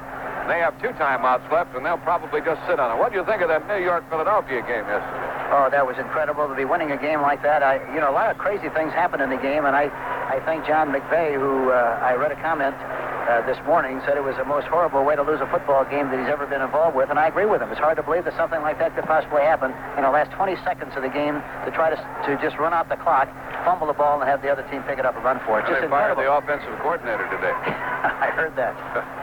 That's why it's a lot more fun to be up in his booth, Jack. The ball is at the 30 of Miami with only 4 seconds left in the half, and the score tied 14-all. And Greasy just runs the play to Del Williams. Williams runs across the 35 to the 40. He's out of bounds, and the clock has run out. And that's halftime under the dome in Houston. The gun sounding the end of the first half with the score, the Oilers 14 and the Dolphins 14. Here's the kickoff forthcoming from the Upremian. Johnny Durden and Larry Poole are deep. The ball goes to Poole. He fumbles it, picks it up on the 10, 15, 20, 25, 30, 35-yard line, and out to about the 37. Was Larry Poole, who used to be with the Cleveland Browns, and he came within a couple of tackles of breaking that one. Norris Thomas was downfield to finally stop him. But the Oilers tied. Have a good chance to get something going here. You know, you mentioned earlier in the game you like to see a back run for the opposite goal line on kickoff and punt returns. He did just that time, Jack. Really did a good job of bringing the ball back up the middle. A 31-yard return out to the 37-yard line of Houston. Pastorini has Wilson and Campbell in the backfield with him. And on first down out of the eye, the give is to Campbell. Second man through over the left side. Trying to follow Wilson. He got a couple of yards. Went to about the 40-yard line before he was driven back by Dewey and Steve Toll. The second half has just commenced. Earl Campbell got 3. He needs 9 for 1,000. Del Williams of Miami already has more than 1,000. So he's shooting for 1,100 here tonight. You know, they start the game, Houston does, with their double tight end offense again. It was very effective for them in the first half, and they're doing it again in the early part of this third quarter. Castor and Barber are the tight ends, 2nd and 7 from their own 40 for the Oilers. Second man through is Campbell, reads a hole up the middle, breaks a tackle, blasts into a tackler. He gets up to about the 48-yard line. He came to near first down yardage, and he does have a first down, and he makes those tacklers pay. He punishes. He really punishes them again. I'd make him carry the ball all the time, Jack. I'd let him get his rest. He's over 1,000 yards now. The third Oiler to do so, Charlie Toller and Hoyle Granger. Do you remember those two? Oh, they were a pain. We used to play against them when I was in Dallas and Kansas City. They were tough. Great players. And now here's a toss to Campbell, running left side, and he unloads. And another tackler and gets good yardage again as he moves down near the 48-yard line of Miami. Boy, he can blast you. He weighs 224, and he ran into Larry Gordon. Gordon didn't give up the tackle, but then Dan Herter helped him out. He's like trying to tackle one of those demolition balls that they swing in the air, Jack. He is really murder. And again, as I mentioned a little while ago, the only time I'd worry about him getting any rest would be between plays when he went from the line of scrimmage back into the huddle. I'd sure give him a lot of business the way he runs. Carl Mock comes out over the ball. It's 2nd down and 7. Ball at the 48 of Miami. Houston getting the ball here at the start of the second half, and the give is to the other back, Mike Barber, on the end around. He's down inside the 40 and down near the 35-yard line. Good ball handling by Pastorini on the fake to Campbell, and Larry Gordon made the stop, but that's another Houston first down. That happened in a hurry. Yes, it did. It was a nice-looking reverse. They faked inside and then gave the ball back to Barber to the weak side of the formation, but the backs did a very good job of selling the defense on the fact that it was going to be something inside. They took a whiff of the fake, and Barber was able to run for 13 yards and a first down.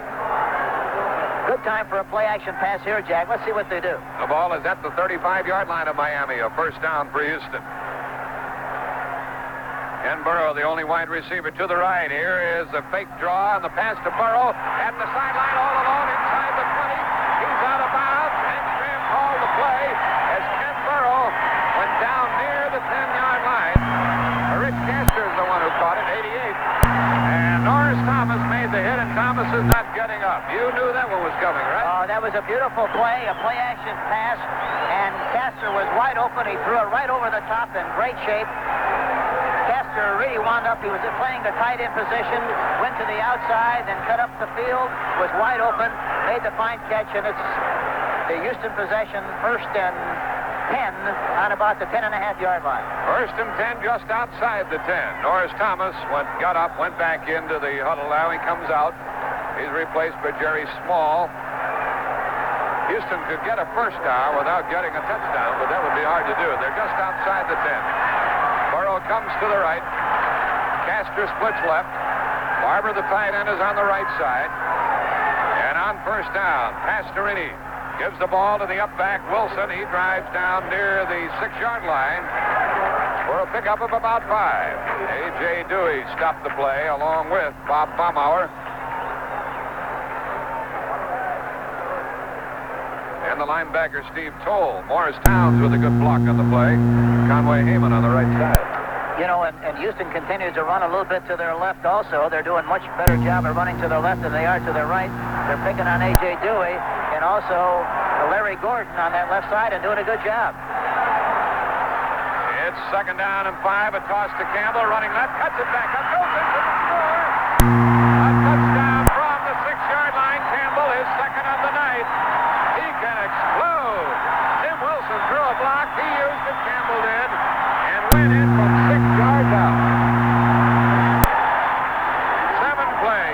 yards. Houston back on top.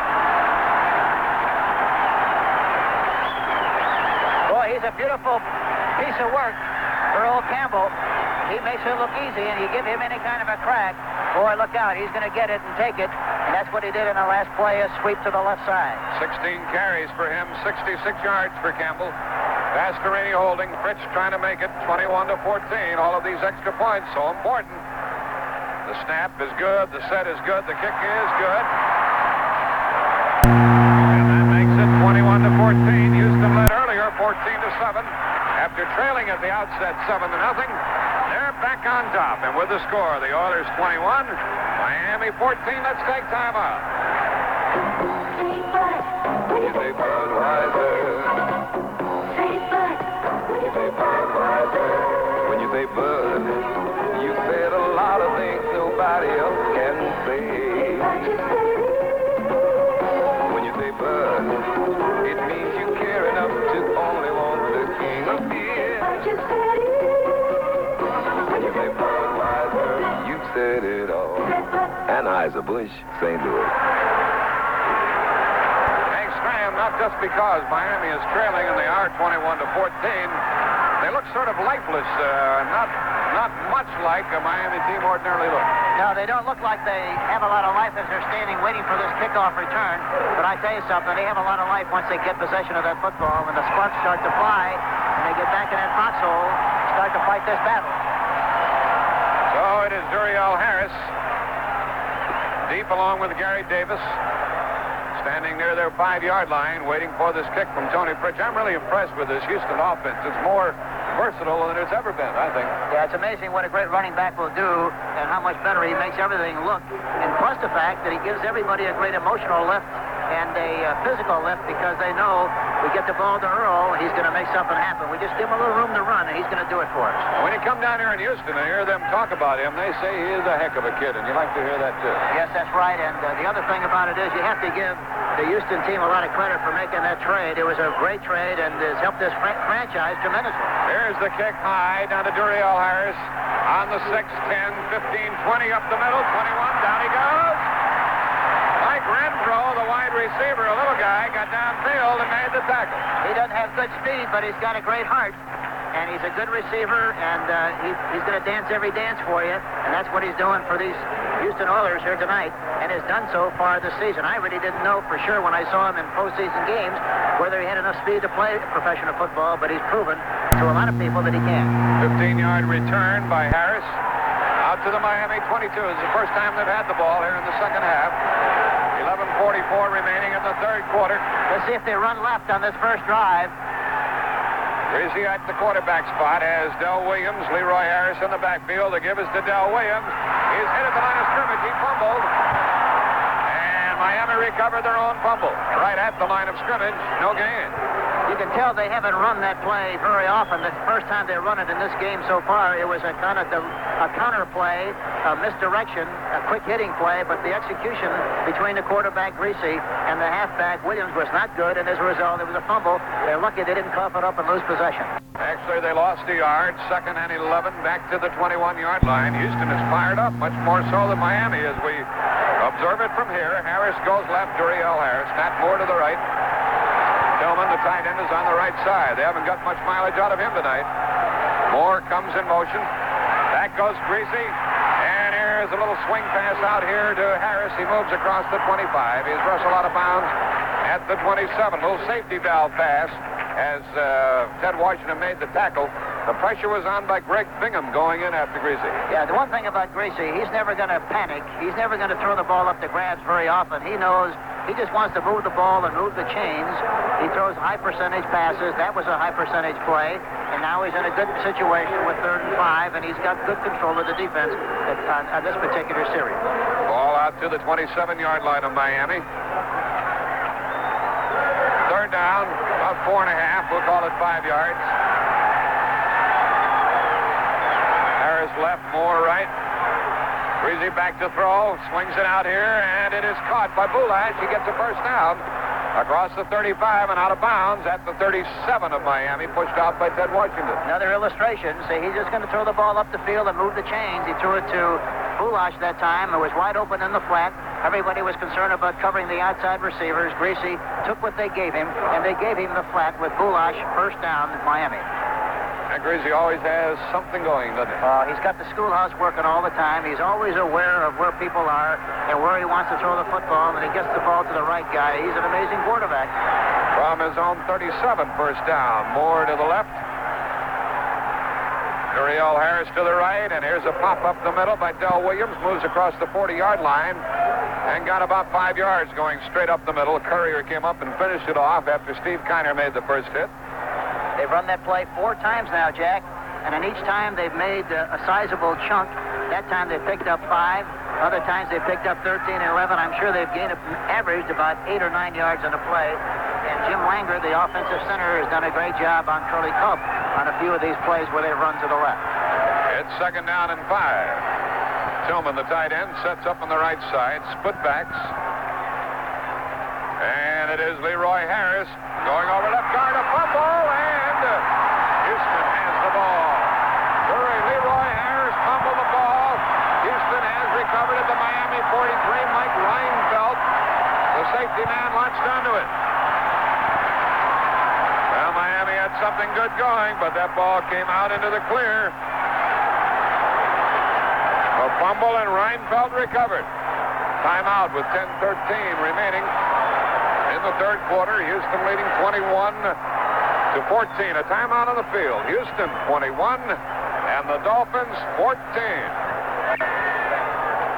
The Houston team was very. He's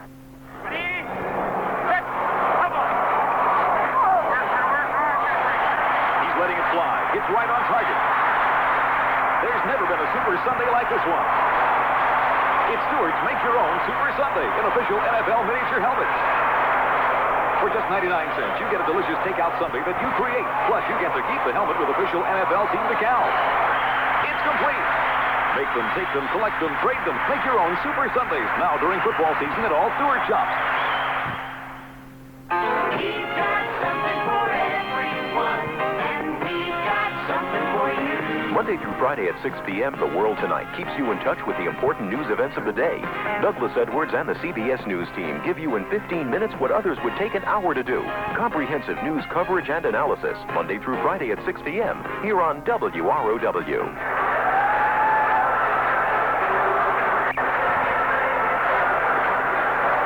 Well, we've just had the first Miami turnover of the evening, a fumble. Miami in turn has intercepted a meaningless pass right at the end of the first half. Houston scored just a minute and 40 seconds ago. And the sellout crowd of 50,000 plus is putting it on for their Houston Oilers, who started the Miami 43. With Tim Wilson and Earl Campbell in the backfield. Split backs. Burrow is to the right, and the give is to Campbell over the left side, down to the 40, got 3. Was jammed up by Bob Baumauer. What a great find it was for Miami when they came up with Baumauer from Alabama and Dewey from LSU in the same year. Yes, it was a pick, and we had a big decision to make ourselves in New Orleans at the time, whether to take Dewey, penalty on the play. Campbell had picked up 3 down to the 40-yard line. And a penalty is going to be marked off against Houston, taking the ball back to the Miami 48. Gene Barth, the referee. Illegal formation. Procedure call against Houston. Not too many penalties in this game, but the ones that have come about have helped on the touchdown drives. We've had quite a bit of scoring here tonight. 21-14, Houston on top. Okay, they're in a double wing formation again with only Campbell in the backfield. You're looking play action pass again, right? No play action. There's the give to Campbell, and he moves inside the 45-yard line and touchdown at the 44. Couldn't keep his balance. He touchdown prior to going to the 40-yard line. Let's pause for 5 seconds for stations to identify themselves on the CBS Radio Network. WROW, Albany. 9:41 left in the third quarter. 2nd and 10, Houston from the Miami 43. You know, Pastorini has been very patient, much more patient than he's been in past seasons. And that's really the difference in the way this team is functioning now, because he's doing a much better job of throwing high percentage passes. Here he is again. And it is caught at the 27-yard line by Renfro. Mike Renfro went high in the air, made a circus grab with Norris Thomas covering. It was 2nd and 10, and that's a Houston first down.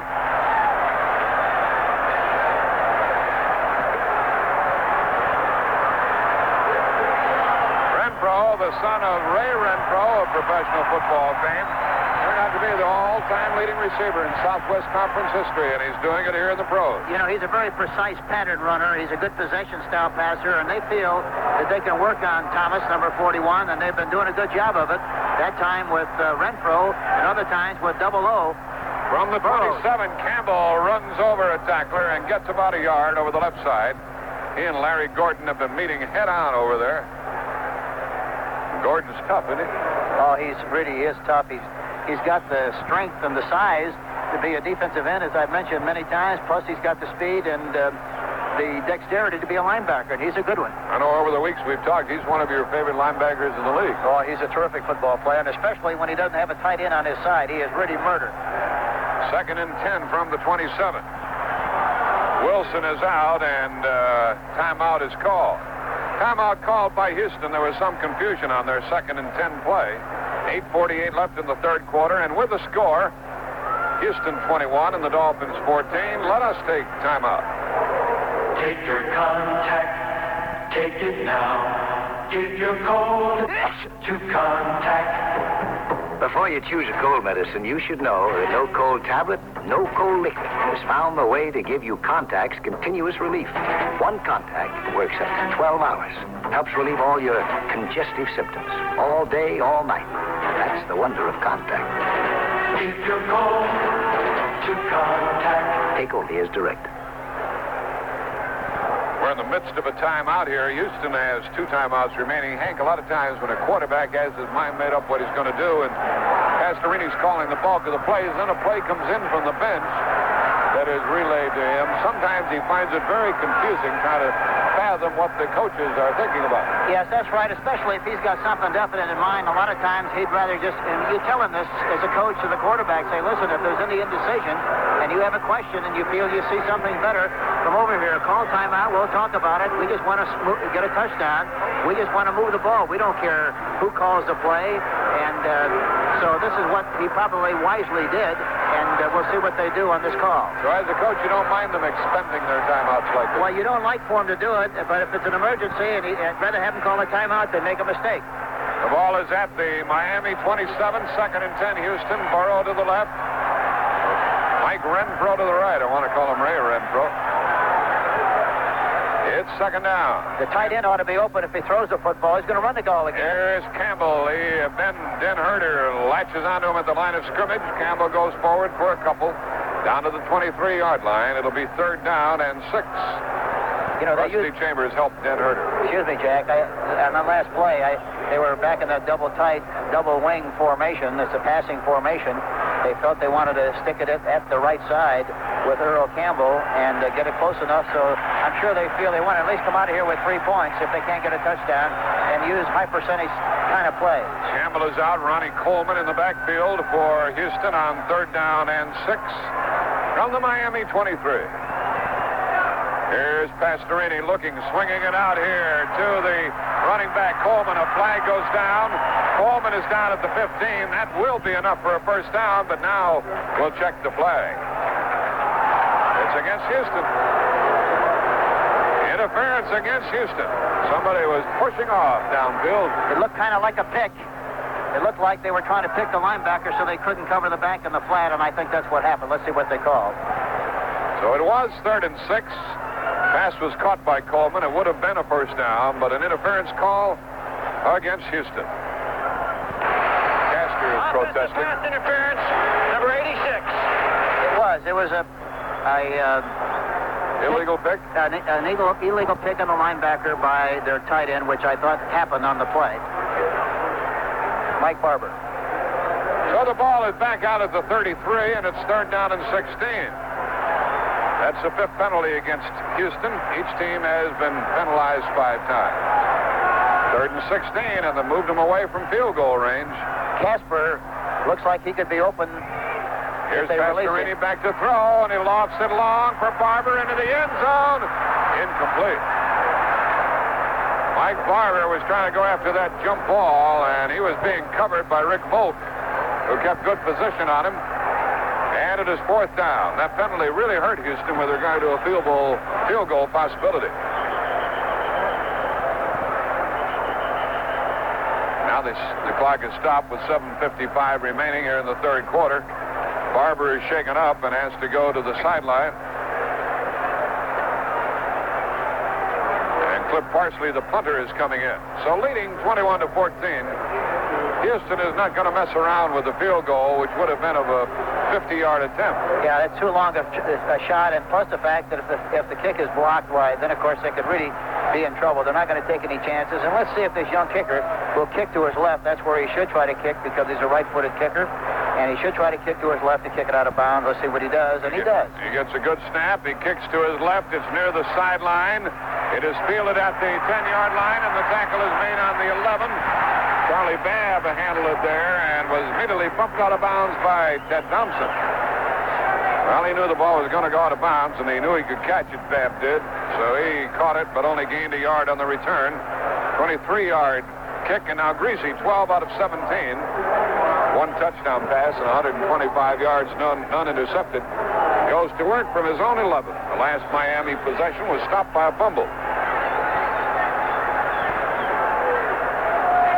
7:47 remaining in the 3rd quarter. You know, sometimes you wonder why a boy would catch a ball that close to the sideline, but sometimes they think it's going to go out of bounds, and as a result, you're able to run up the sideline in good shape and make good gains. On 1st down, Breezy with a long count. Gives the ball to Del Williams. He's tackled behind the line of scrimmage and dropped for a loss on the play of 7 yards by Robert Brazil. Brazil, the linebacker, was coming. I don't know what Williams was going to do with that ball. Well, we talked earlier about the fact that he had to run some misdirection plays. That's what he tried to do there. He tried to look like he was going right and then come back around, but Brazil was blitzing on the play, got penetration, and I was surprised that he would call it at this stage of the game in this field position because, you know, it's a tough play to run at this stage of the game. Nobody touched Brazil at all. He came flying in there. He tackled him on the 4, and now Greasy on 2nd down and 17 has Moore in motion.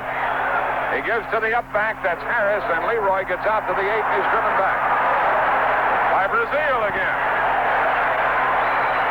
Brazil met him head on, and Leroy Harris couldn't break the tackle. It's going to be 3rd down and 13 from the Miami 8.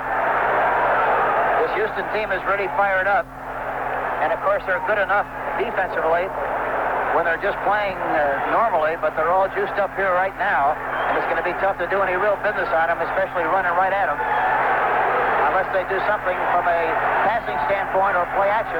3rd and 13, they've got to do something for the pocket if they want to get possession and keep possession on this play. From the 8-yard line, Del Williams running right, cuts it back in. He gets 1st down. He's across the 20, and he's across the 25-yard line. And he moved out to the 29 for a Miami 1st down. How'd they make that one work? Beautiful play, and here again, it's a great illustration how Bob Greasy will keep you off balance. That was a pass situation. They hadn't done anything running right at the defense. He went outside on a passing situation. Delvin Williams got a good block out in front and made the yardage, and his 1st down, a big play for the Miami Dolphins. 20-yard gain by Del Williams out to the 28. Well, that really turned things around. On 3rd and 13. Let's see if he throws now on 1st down. He hasn't done that very much. From his own 28, Greasy sets the club. Greasy's back to throw. Screen pass out to Harris. He breaks 1 tackle. He's to the 25. Tackle for a loss on the play by Steve Kiner. That didn't fool anybody. No, it didn't. Here again is one of those high percentage plays that he likes to throw, but that time Duriel Harris had a good shot at flicking Willie Alexander on the left corner. He's given him a lot of room over there. Both the Nat Moore and also Duriel Harris. We'll see if he does any business over there in this drive. Del Williams has run for 79 yards on 15 carries. 5:35 left in the third quarter. Houston leading 21-14. Miami second down and 13 from their own 25. Greasy back to throw. Has good protection. No one to throw to. He starts running with the ball.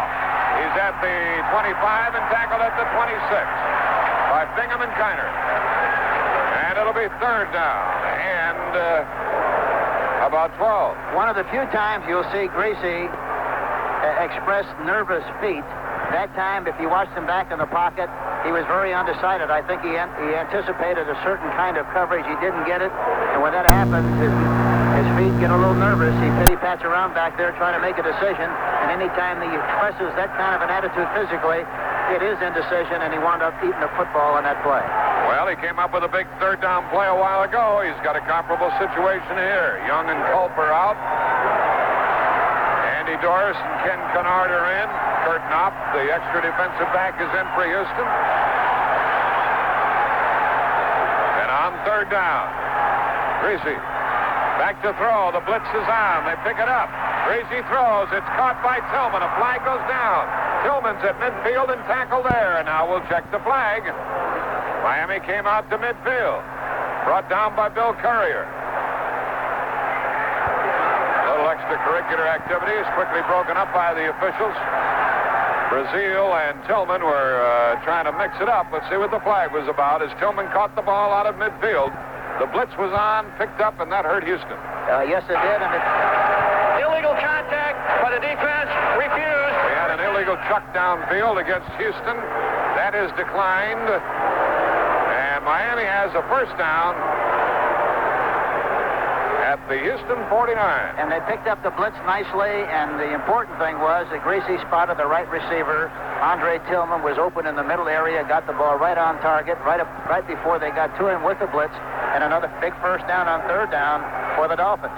Two big third down plays in this drive. Greasy is 14 out of 19, 147 yards. See if he throws again on first down. Yes, he does. He's back to throw. There it Brings is. it out to the back. A flag goes down. Leroy Harris has the ball. And Harris is down inside the 45 of Houston. Did they get him for roughing the passer? No, it's against Miami. A holding call against Miami. Yes, and Greasy did a great job that time of looking to his left. He looked off the receivers, looked to his left. The linebackers got good depth. They had a lot of room on the right side, and then dumped the ball off to the right side. Let's see it.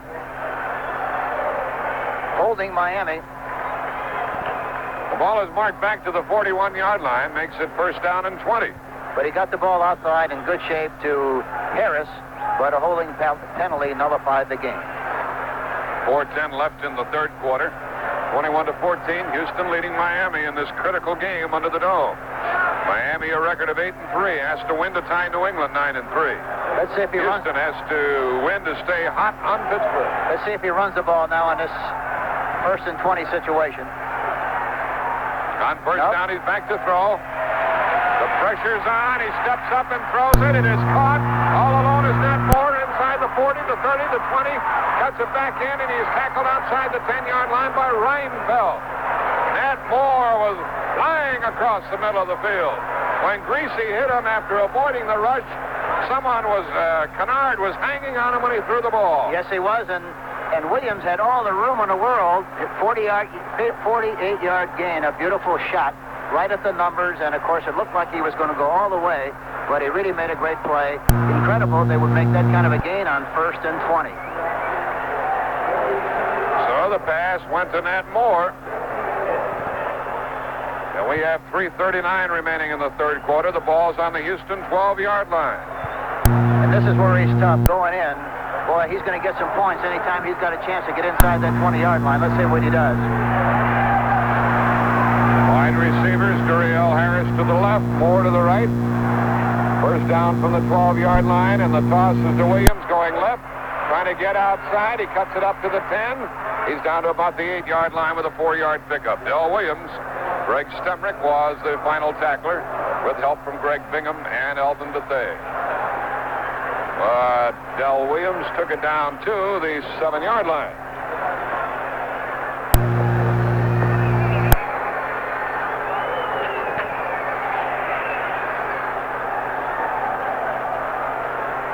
2:48 remaining in the third quarter.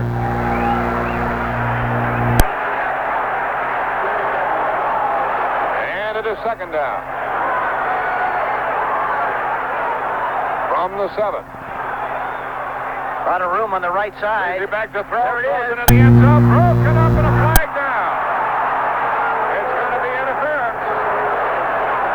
Was intended for Nat Moore, and Willie Alexander was called for interference, and it'll be first and goal to go from the 1 for Miami. Defense, first down. There was a lot of room, one-on-one coverage over there. He was all over him on the pass play, and of course they call pass interference. The ball's on a 1-yard line now, and Miami has a great opportunity now to tie this football game if they have the extra point after the touchdown. Did you to make agree it with the call? 21-21. Yes, very definitely. It looked like pass interference.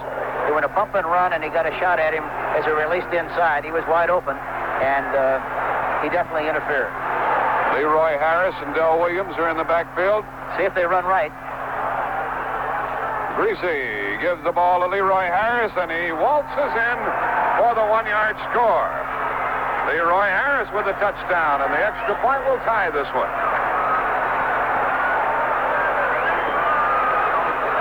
You know, that time, Jack, the backs were even, and in that situation, it looks like most of the time they're going to go to the right side. That time they crossed up the tip that they normally have and ran to the left, and it was a big play and a touchdown.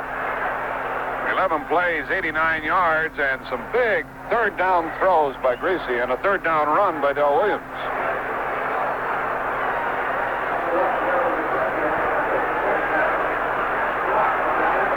And here is your Premian trying to tie it up. Don't take these extra points for granted. Snap is good. Strock gets it down. The kick is good, and we have a tie game here. 21-21 with 2:27 remaining in the third quarter.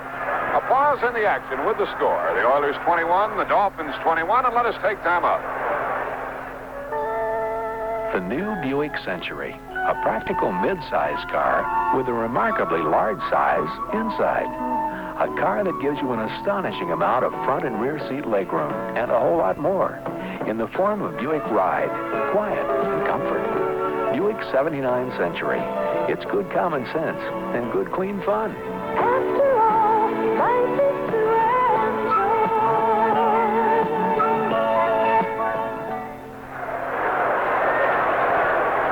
Tenacious encounter here under the dome in Houston. First one team and then the other. Greasy 15 out of 20, 195 yards, 1 touchdown, no interceptions. Moore has caught 3 for 85 yards and a touchdown. And your Premian will kick it off. Larry Poole is deep. And Johnny Durden is back there with him. Durden, a rookie out of Sam Houston.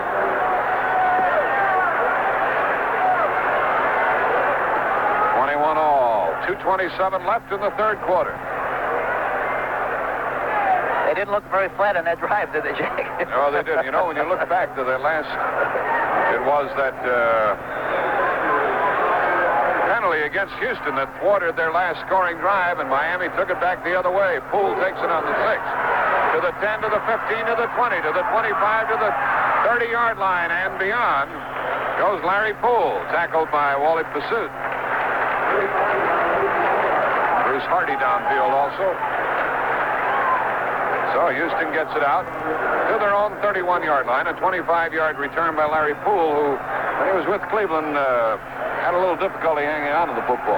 Yes, they were concerned about the fumble things that he was involved with, and but he's a good football player, and they like him here in Houston. Let's see how Houston... I should say Miami. Let's see how Houston tries to snap the deadlock with Wilson and Campbell in the backfield. Here's Wilson, the up man, carrying out to about the 33-yard line before being driven back by Den Herder and Baumauer. You know, one thing that you have to be very concerned about defensively when you play against a great running back like Earl Campbell is that you can't over-pursue. You have to maintain good leverage from the backside because he has such great cutback responsibilities and ability. And they did a good job of protecting those areas on that last play. Miami in that 3-man front of theirs on 2nd down and 8. As Wilson picked up 2. Here is a fake give and a sack in the backfield as Pastorini is hauled down for a big loss.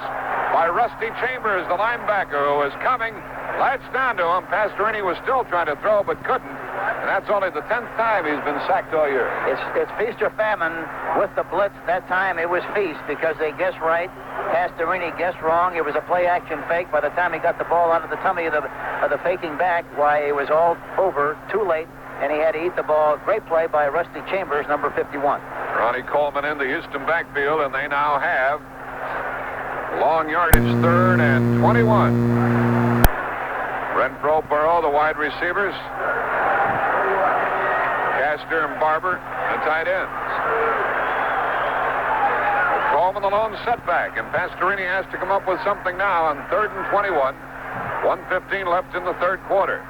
Pastorini straight back. Dan Herder after him. A screen pass to the left. There goes one block. There goes another man down. Here comes Coleman out near the 30-yard line, but it's kicking time for Houston as Norris Thomas made the tackle. Good call, Coach. It almost worked. Yeah, here again, you can't emphasize too strongly the good job that Pastorini is also doing from a quarterback standpoint. He is really exercising good patience.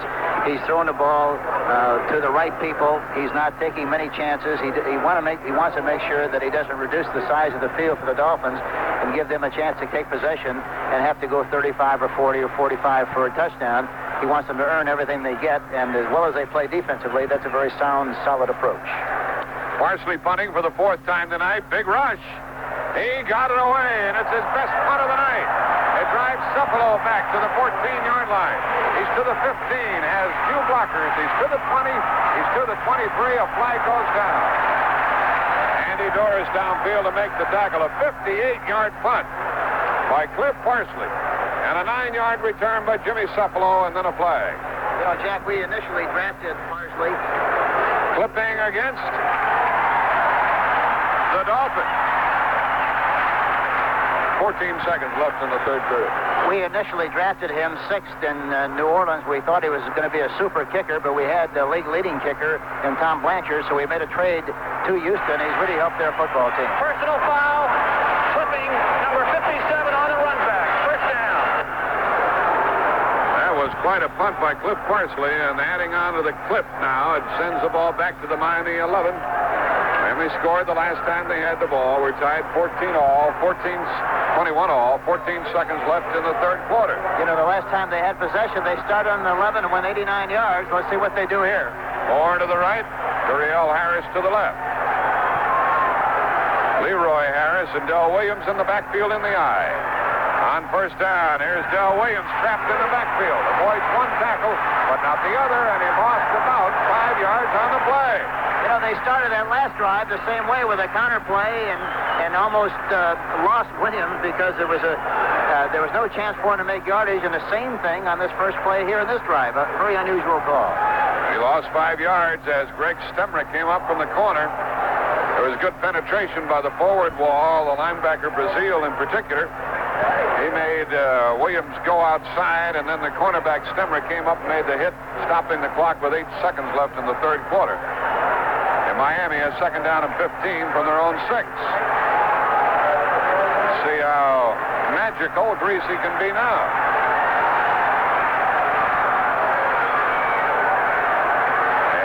And the straight pop up the middle by Harris, and he blows it out for a first down across the 20-yard line. With Reinfeldt having to come up and make the tackle. Another big long yardage play by Miami out to their own 23. A 17-yard run for a first down at the end of the period, the end of the third quarter with a score. The Oilers 21 and Miami 21. America has been interpreted in wonderfully different ways by our writers and artists and musicians. I'm Charles Kuralt, CBS News. Over the Thanksgiving weekend, I'll be anchorman for a very special series of 40 broadcasts exploring America's 78. We'll take you to such places as Johnny Priest's Saloon in New York, where Eugene O'Neill set the opening of Anna Christie. To Asheville, North Carolina, background for Thomas Wolfe's Look Homeward Angel. We'll listen to music from the Jazz Age in the era of F. Scott Fitzgerald. American writers, you know, introduced a whole breed of tough detective like Sam Spade, Mike Hammer, and others we'll hear about in an unusual bookstore called Murder, Inc. Folk tales, too, in song and story. Pete Seeger will tell us about Woody Guthrie. We'll meet Jessamine West and Maya Angelou. Count your blessings Thanksgiving weekend by exploring America 78 on the CBS Radio Network. 15 more minutes of football remaining, perhaps more if we go into overtime. We're tied 21-all here at the end of the third. Hank Stram and Jack Buck with you from Houston. The play calling, either from the bench or by Greasy, has been exquisite tonight by Miami. Greasy, you have to recognize, is calling his own plays, has always called his own plays, and really does that job as well as anybody in the game. That time on a passing situation, he ran a trap right up the middle with Harris. It popped clean as a whistle. Larry Little made the trap block. A beautifully executed play, and it got him off out of the soup, so to speak, and they have another first down situation. A great third down and second down plays by Greasy on long yardage situation. 19 first downs for Miami, 10 by passing, 9 rushing. Williams has rushed for 74 yards, 4.7 per carry. Harris 10 carries, 50 yards. So they're getting it done on the ground. Here's Greasy on a first down pass. Throws it to the sideline, and it is caught out for another first down. The tackle made immediately at the 40-yard line of Miami. Stemrick made the hit as the tackle was made on Duriel Harris. Harris, a little guy, 5'11", 175. Moore, 5'9", 180. But they don't mind being blasted, and they hang on to that ball. Yes, they do. And, of course, the big thing, again, I can't stress the importance of the quarterback throwing it on that kind of a pattern. It was a hook pattern in front of the defensive back, Stemrick. He threw it right at the numbers, and there's no way in the world you can knock that loose unless you pass interfere on the play. Out to the Miami 40. The pressure has not been on Greasy, who is 16 out of 21 in the I formation. Williams, the tailback, going to the left side, trying to get outside, and is chased out of bounds. Gained a couple of yards. Stemrick came up, and along with Ted Washington, they ran him out. 14-11 remaining in the game. There was a loss of a yard on the play as Williams tried to go wide and couldn't. You know, they try to shift their tight end from side to side on occasions with the express purpose of trying to make Washington play pass coverage instead of playing on the tight end. Sometimes they succeed in doing that, but most of the time they try to keep Washington on the tight end so he doesn't get involved in that problem. Tillman, the tight end, comes out to the right side. Harris is left and Moore to the right. Quick snap by Greasy. Back to throw. Looking down the middle. Throws to the left flat. Incomplete. Incomplete is the call. Coverage over there by Brazil as the pass was intended for Williams coming out of the backfield. So it'll be 3rd and 11. Ted Washington was in on Bob Greasy. Yeah, he was blitzing on the play, and Greasy threw the ball before he was really ready to throw it. He threw it falling away, but wisely did it because he'd have got a shot and lost yardage had he not thrown the ball when he did. Now another big third down play confronts the Miami quarterback. Williams is out. Bulash is out. Gary Davis is the setback. Matt Moore is a wide receiver. 3 wide receivers, Cephalo, Harris, and Moore. Back to throw. Greasy. Andre Tillman is open. He looks to Tillman, and he catches it at midfield, and he gets a first down. Bingham and Kiner tackled him, but Greasy went to Tillman, who caught the ball. He wasn't at all interested in the touchdown. He just wanted the first down. No, the linebacker was trying to cover him on the play. They were so concerned about covering the 3 outside receivers that Tillman was being jammed at the line of scrimmage and covered by linebackers, and there's no way in the world they can do that with Tillman. And, of course, Greasy picked the right guy again, got the ball right on target, and another first down for Miami. That was a 15-yard reception by Andre Tillman. At the 46 of Houston now, and the Oilers cannot stop the big play. The score is tied, 21-all, with 13 and a half left in the game. On first down and out of the eye. Here is Larry Little missing the snap count and blasting on through into the linebacker Kiner. And it'll be a procedure call against Miami. Yeah, those are the kind of mistakes you don't see Miami do very much. Or many times because they're a very seasoned team. They're a very disciplined team. Ball start, number 66. When he missed that snap count, everybody here in the stadium finally got to see how hard those guards are coming off the ball because he flew into that Houston secondary, didn't he? Yeah, and make sure that you always tell him if you're going to make a mistake and jump offside, make sure it's worthwhile. Hit somebody and you make... War again from the Dome in Houston. Hit somebody and you make good contact. Well, they make some changes up front. Doris and Bernard are in there. Fresh rush people. On first down and 15 from their own 49. Here is the running play to Leroy Harris. Gets across midfield, picks up 2 yards. They ran so well a little while ago with Larry Little trapping on the play, but they played it well that time and didn't succeed in making much yardage on the play, maybe a yard. But they and Baumgartner were in there defensively. And it is second down and 13. From the 49 of Houston, with the score tied 21-all. 12:50 left in the game.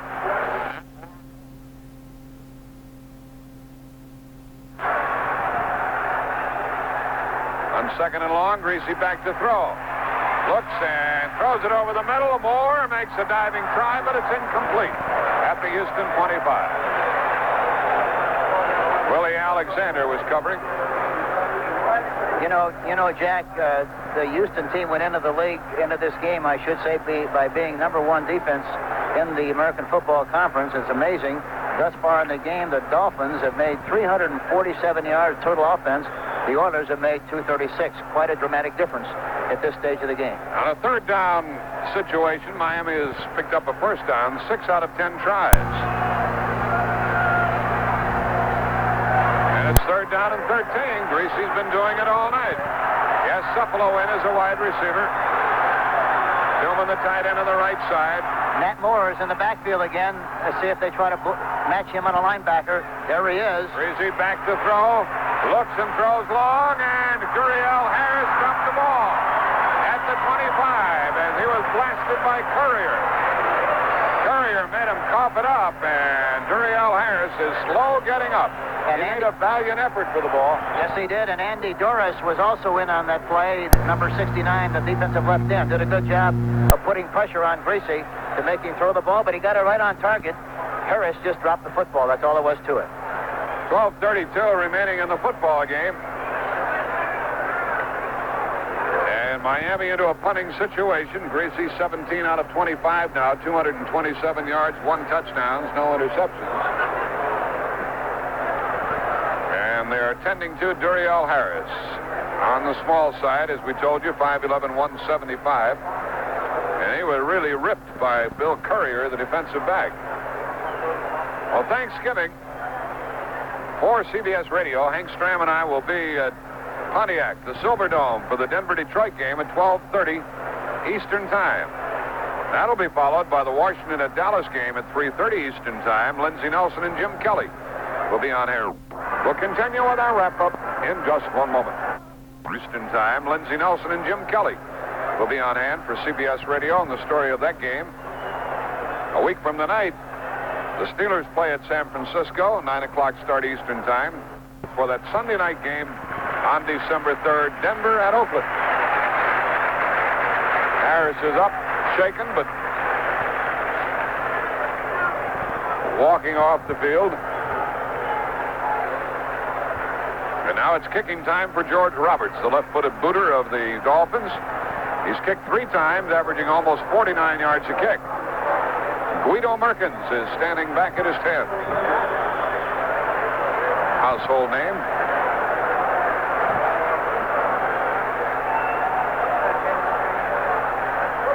We wait for the snap. And it's a fine kick angling out of bounds, and Roberts gets it out of bounds at the 4-yard line of Houston. George Roberts with a dandy. That's the 14th time he's kicked it out of bounds inside the 20 this year.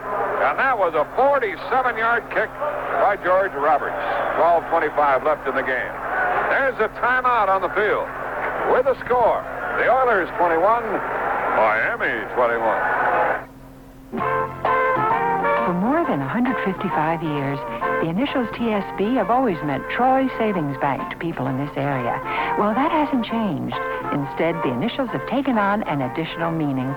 TSB, the Super Bank, offering super certificates of deposit and passbook savings, all paying the highest interest rate permitted under current regulations. Super Savings Bank life insurance plans, super locations, all open Friday evenings and Saturday mornings, and all with drive-up facilities. Super all-free checking accounts with overdraft privileges available, and other Super services such as direct deposit of government checks, mortgage and home improvement loans, student loans, bank by mail, and most importantly, Super service from super people, dedicated, interested, and friendly people. Yes, there are a lot of banks, but this is a lot of bank. TSB, the Super Bank, Troy Savings, member FDIC, and equal housing lender.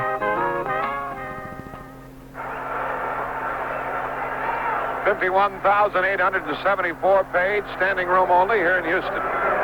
Denborough goes to the right. It's a first down from their own 3-yard line for the Oilers, and they better not drop the football. They're still in a double tight end formation.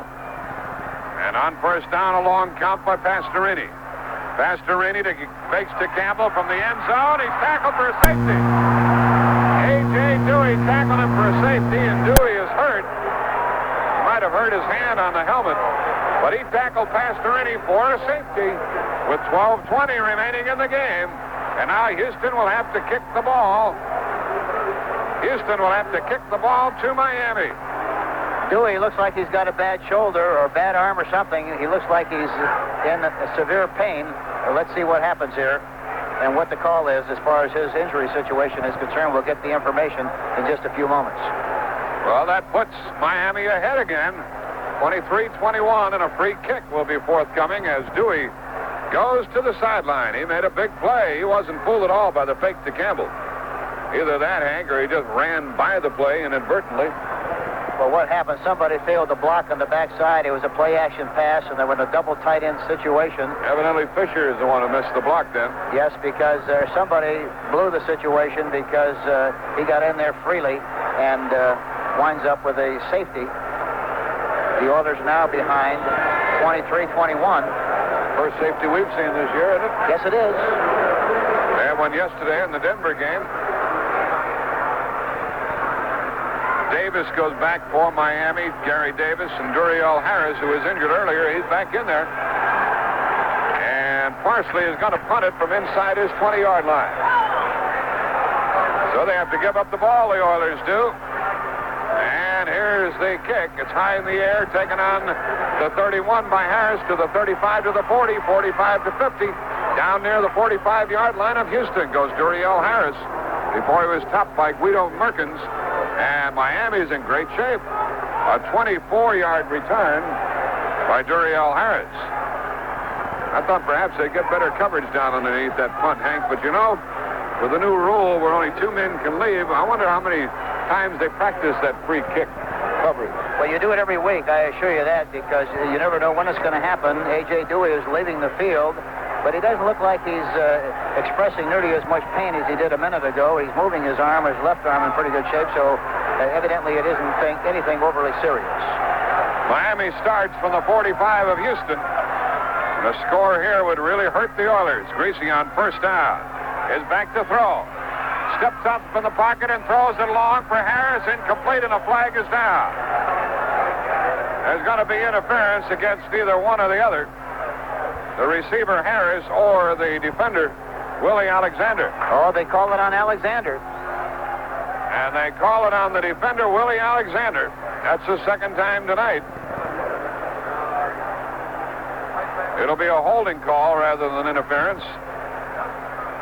Or an illegal chuck. Yes, he went right at Alexander and then tried to go to the outside. Illegal chuck. 5-yard penalty, first down. That's what it was, an illegal chuck, and he went right at him and tried to break to the outside, but gave him a shot, and as a result, he's holding on the play. 12:04 left in the game. Miami a first down now at the Houston 40-yard line, and Miami leading 23-21. Harris to the right, Moore to the left. See if he runs left. Tillman, the tight end, is on the left side. On first down, Del Williams runs left. He's pursued, hit from behind, and taken down. Might have squirted for a yard.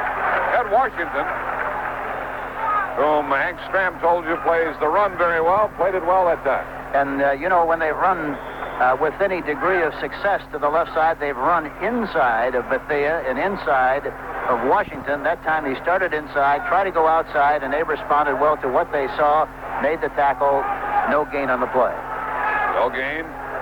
And Norm Boulash comes in. 2nd and 10 from the Houston 40.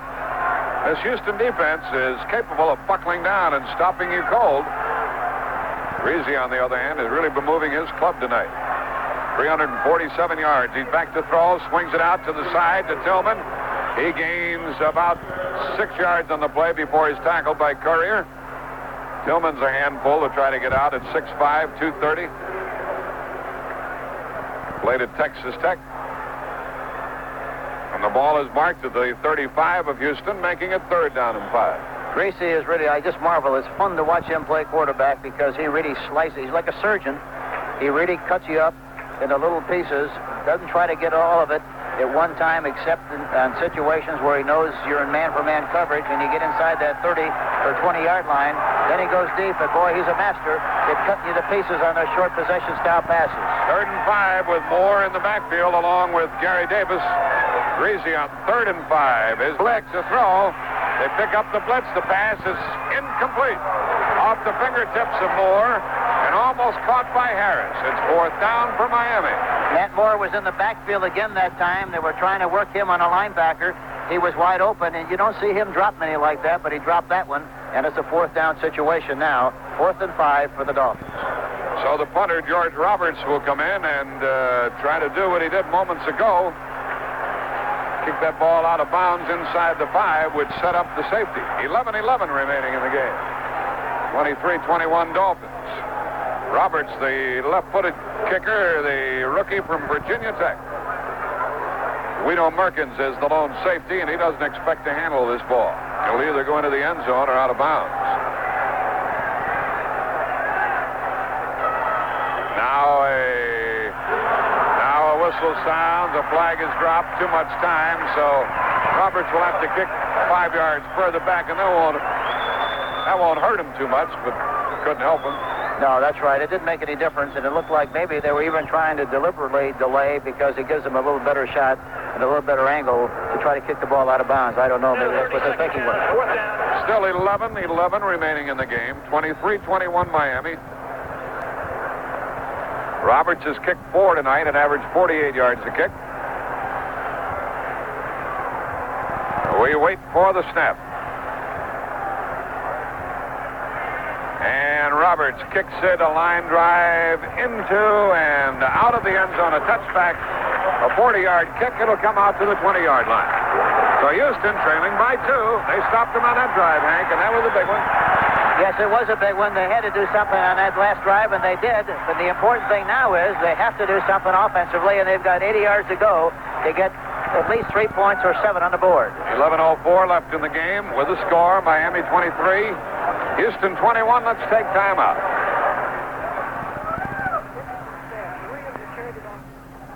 You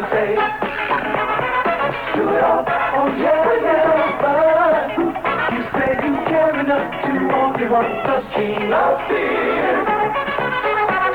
There is no other one. There's only something there. Because the king of beer is leading all the rest.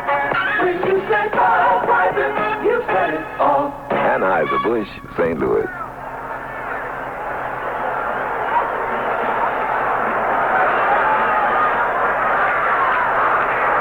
In this game, George Rayner was injured, a guard of Houston. He has his leg all wrapped up. He's on the bench. He's got a pair of crutches. We won't see him back tonight. Pastorini starts at his own 20. He tosses the ball to Campbell, running right, gets outside, gets 5, 6, 7, 8 yards. Earl Campbell with a block by Tim Wilson. And Ken Burrow, the wide receiver, also blocked well, and Rusty Chambers made the tackle. Yes, Doug Betters is playing right in now for the injured A.J. Dewey. And let's see if they do a little business on that side when they want to run also. Let's see what they do. 10:40 left in the game. A pickup of 8 by Campbell, 2nd and 2 from the 28.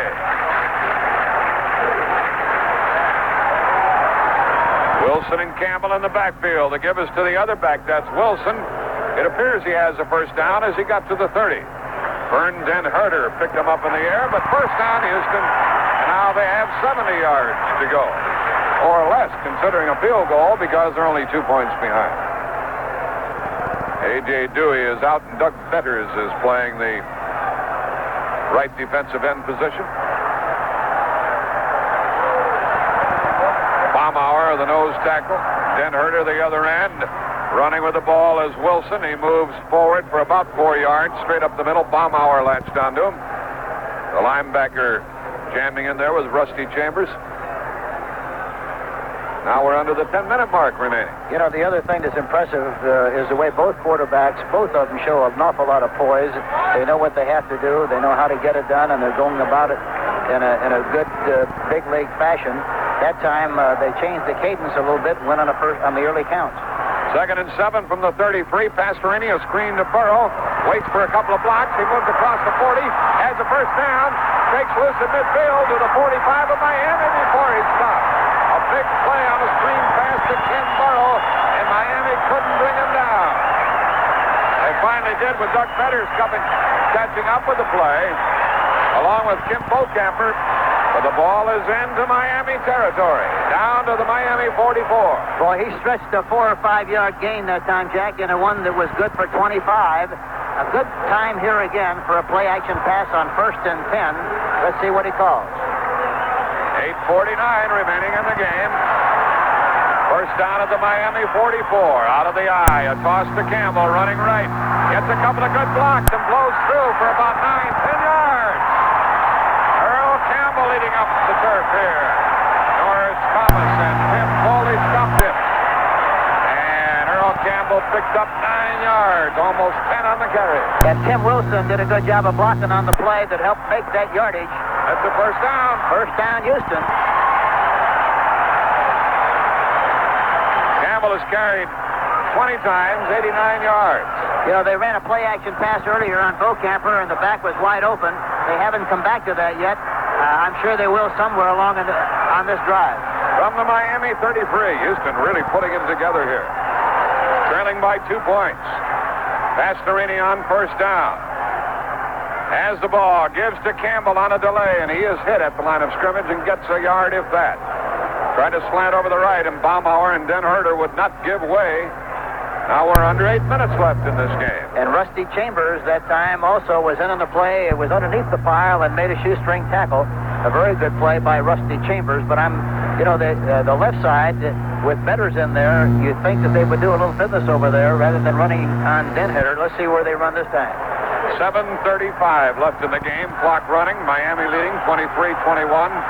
2nd and 10 Houston. Here's a screen pass to the right side. And it's complete and moving down to Castor down near the 25-yard line. Good yardage that time by Houston. Steve Toll and Doug Betters tackled him. It's going to be a 3rd down play coming up as Rich Castor got that screen pass right for a 7-yard gain. 3rd down and 3. Schumacher, the guard, brings in a play. Burrow, the wide receiver, goes out. 2 tight ends will be in there, Barber and Castor. I guarantee you they're going to run the ball here. At least I think they would. They got 2 downs to make 3 yards. Let's see what they do. 3rd down and 3 from the 26 of Miami. Campbell is set back. Motion by Castor. The give to Campbell. He gets some blocks. He gets a first down over the right side before he stopped. The first down, Houston.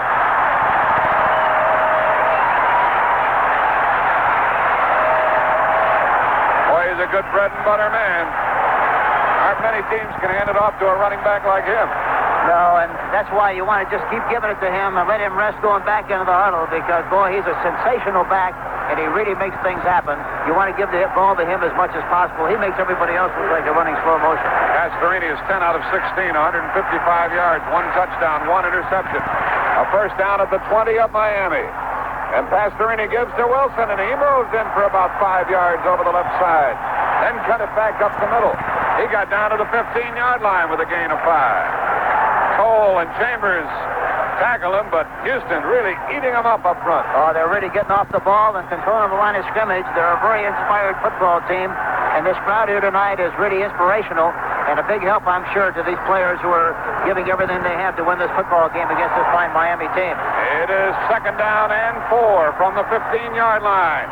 The up back is Wilson. He gets about 2 of that. It'll be 3rd down and 4 as he goes over the left side. Now we have 5.5 minutes remaining in this football game, and there'll be less than 5 the next time it's snapped. Rusty Chambers combined with Baumauer to make that tackle. Here's a 3rd and 2 for Houston, and who do you think's going to get it? Yeah, just make a guess. It's hard to anticipate who's going to get this ball, Jack, isn't it? If Campbell doesn't get it, we better have an investigation. Last time Campbell handled it, it was 3rd and 3, and he got the first down. Now it's 3rd and 2. 5 minutes exactly remaining in this football game. Out they come at the Miami 12. 3rd down. If they don't get it here, they'll have to settle for a field goal try. Here's the toss to Campbell, running wide, cuts it up. First down, touchdown.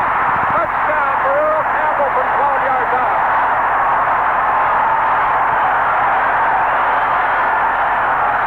Tim Wilson made a big block along with Ed Fisher. And once he saw that hole, Campbell just went zooming into there to put the Oilers on top 27-23 with only 4:46 remaining.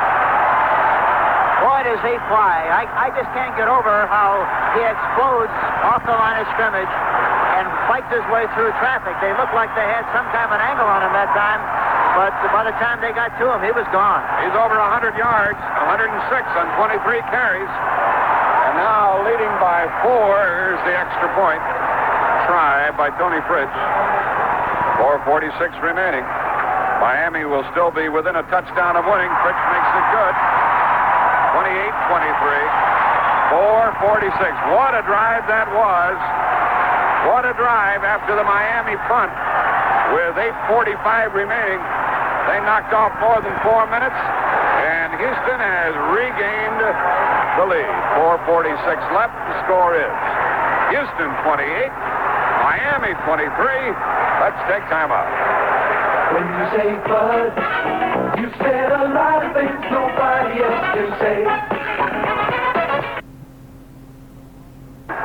Rich will kick it off. Duriel Harris and Gary Davis stand at their 5 waiting for the kick as Miami is still within a touchdown of winning this game. And with Greasy at quarterback, 4:46 left. There's a lot of time the way he operates. He's a master, especially in the 2-minute offense. A game like this, you will seldom see a safety that doesn't really figure into the scoring when it's all over. Greasy so far has completed 18 of 27 for 232 yards. Well, let's see where they end up with the ball. Rich kicks it high. Taken by Harris on the 10. Up the middle, 15, 20-yard line. And to the 25, a loose ball. And evidently, Miami got it back. Miami has a long way to go from their own 26. And it was Mike Renfro downfield again, the little wide receiver, to make the tackle. A 16-yard return by Duriel Harris. Miami has it on their own 26. Sellout crowd, 51,000 plus, eating it up here. And the people rooting for New England like the score at the moment. Who is he on first down? And Leroy Harris and Del Williams in the backfield. Long count, out delay. And it is given to Leroy Harris. He gets a couple of yards. Then Washington latched onto him. Well, that won't get it done. And the next time it's snapped, there'll be about 4 minutes left in this game. You know, the nice thing about those kind of plays, Greasy is smart enough to know that at least any time he runs a draw or a screen or gets rid of the ball quickly, is very discouraging to the pass rush. And he gives him that much more time to throw when he has to throw. And he's very cunning and very sharp in that particular respect. Second down and 8 from their own 27. 4 minutes left for Miami. They're trailing 28-23. Greasy's back to throw. He looks, set, throws to the sideline, and it is caught by Duriel Harris, and he is tackled at the 43 of Houston by Willie Alexander. And had he avoided Alexander, he might have scooted in. He ran a post flag pattern. He ran to the inside on Alexander. Alexander turned completely with his knees to the inside. Greasy threw outside. Is a beautiful move. Perfect spiral right at the numbers. Nat Moore makes the catch. And I'm sorry, it's Duriel Harris who made the catch. Beautiful move by Harris. 1st and 10 Miami. And the field goal's not going to do it for him. 3.5 minutes left. Trailing by 5. First down at the Houston 33. What a football game. right, Moore left, Tillman, the tight end, split left. On first down from the 42. Greasy back to throw over the middle. Tillman. Intercepted by Houston. Linebacker Steiner has it. And a flag goes down. As Steiner went down at his own 17. It went off the hands of Reinfeldt or Tillman into the hands of Steiner for an interception. Houston has the ball, and then a flag fell. Reinfeldt really made a great play, Jack, didn't he?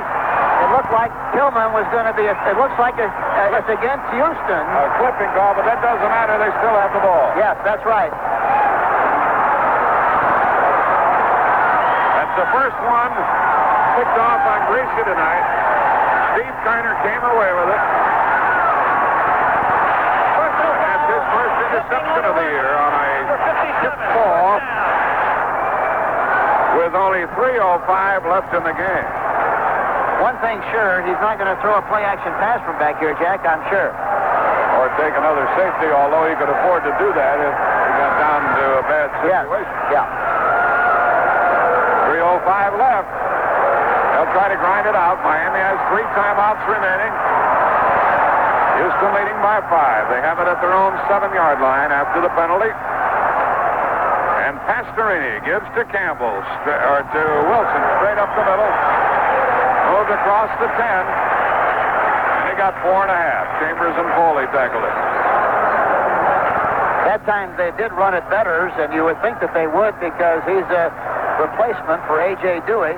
They ran well on that side earlier in the game, and I wonder if they will continue to run to the left side. It makes a lot of sense that they would, instead of running to Denherter on the other side. Wilson got 4 out to the 11, second down and 6 from their own 11 for Houston. 2.5 minutes left. Houston leading by 5. Pastorini sets his club, gives to Campbell up the middle. He is out to the 19-yard line. Close to the 20. It's going to be third down and 2.5. Doug Betters and Rusty Chambers made the tackle. 2:15 left, and Miami uses one of their timeouts. They have 2 remaining.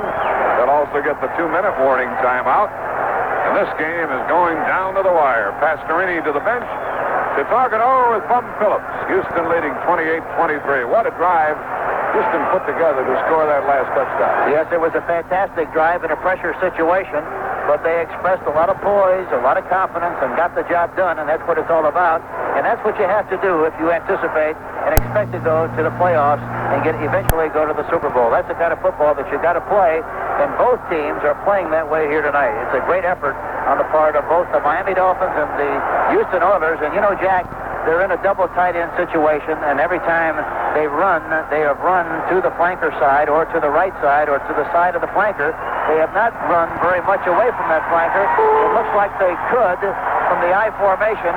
Let's see if they try to do it somewhere on this drive. It's the most points Houston has scored all year, the 28. And you could say, speaking generally, that if they get this first down now with 2.5 to go from their own 14-yard line, they really have a leg up on this victory. On the other hand, with a fellow like Greasy at the controls, if Miami stops Houston on this play and Houston's forced to punt, Miami will get the ball somewhere beyond their own 40-yard line. Yeah, and any time he has a chance in that 2-minute offense, boy, he is murdered. Okay, so it's a big play. Miami punches it up. They don't expect him to throw it all. And motion is shown. Here is the give to Campbell, and he gets a first down up the middle. He came out to the 18. Rick Bolt stopped him, but Campbell was a man possessed as he went roaring up the middle for a Houston first down. And there's the 2-minute warning. But prior to that, let's pause 5 seconds for stations to identify themselves on the CBS Radio Network. WROW Albany. And now, with the 2-minute warning having been given, there's a pause in the action with a score. Houston 28, the Dolphins 23, and let us take time out. Weekends were made for sports, and we got them for you on most of these CBS Radio Network stations. I'm Win Elliott, and I'm here 11 times on the weekend, leading off with Sports World Roundup Saturday morning. We recap the games, the great plays, and the scores of the Friday night contest, and then throughout Saturday and Sunday, I bring you 8 Sports Central USA broadcasts, the highlights and features and interviews, plus the action of the day as the scores begin piling up. Saturday and Sunday, too, it's weekend worldwide sports. We go around the world to pick up international events wherever they're making news. Late wrap-ups, you bet. Jeff Scott's here with Sports Time, on the air when most of the games are decided. And you want more? Then listen here for Pat Summerall's predictions on Saturday and his sports profile on a team, a player, or a top sports story on Sunday. And that's just the weekend. Sports, right here. CBS, your #1 radio network for news, programs, and sports.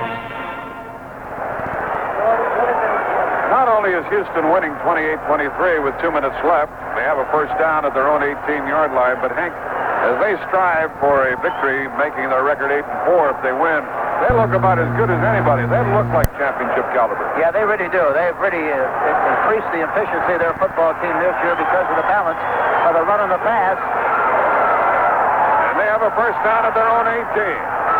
Campbell is a setback. Castor was on a wing. He's in motion. The give to Campbell. He got bounced as he got to the 20-yard line, going over the left side. Picked up 2, 2nd and 8. Clock running. And it's down to 1:50. Miami has 2 timeouts remaining. I should think they'd use those timeouts here, Hank. It's not going to matter how many timeouts they have left if they don't get the ball back. That's exactly right. I would have used one right there. Would you? Yes, sir. 2nd and 8. Yeah, I'm surprised that they didn't call a timeout there. They stopped them in good shape. 2nd and 8 coming up. From the 20-yard line with 1:28 remaining. Out of the I formation with Wilson and Campbell. The toss to Campbell. Avoids the tackle in the backfield. Moves across the 20, 25, 30 down the sideline. Hit from behind. He's still going. He might go all the way. And he is in for his 4th touchdown of the night. Ices it an 80-yard run. And the Oilers now go on top. 34-23. On a 2nd and 8 play. Charlie Babb, the last man to try to get him. And they couldn't get him. He's run for 195 yards. Boy, I'm telling you, he's ready for the Hall of Fame, Jack. Isn't he? He's a tremendous football player. And, of course, the great thing about him is he gets off the ball so quickly, runs with great balance, with great power, and to be able to run 80 yards this late in the game after running on 26 other occasions, boy, he is something special. I tell you, a while ago when he made that first down on 3rd and 3, I thought it was something. And here he sprints 80 yards. The man is 5'11", 224. Jim Wilson threw a key block for him that sprung him loose. And this crowd went bananas down here in Houston. And I think I did too. Campbell is being given the glad hand here in standing fashion by a sellout crowd under the dome. He is a piece of work. He really is. It's been a long time since I've seen a back come into the league as a rookie and run like he's run.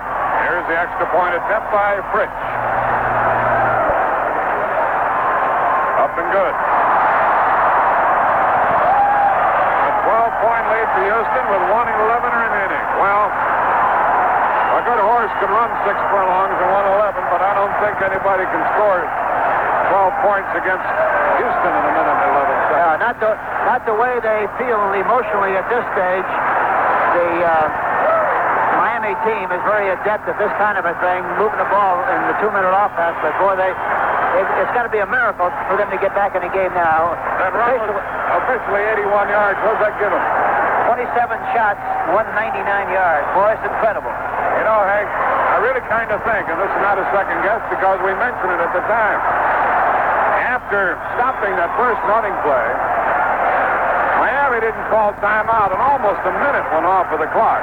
Yeah, it's surprising that they didn't. I bet you things would have been different had they called timeout. Well, that could have been, but I'm very surprised that they didn't call timeout from a tactical standpoint because normally, 2nd and 8, you got to figure you got to get the ball back and you got to have enough time to do something with it. I'm surprised that they didn't call the timeout.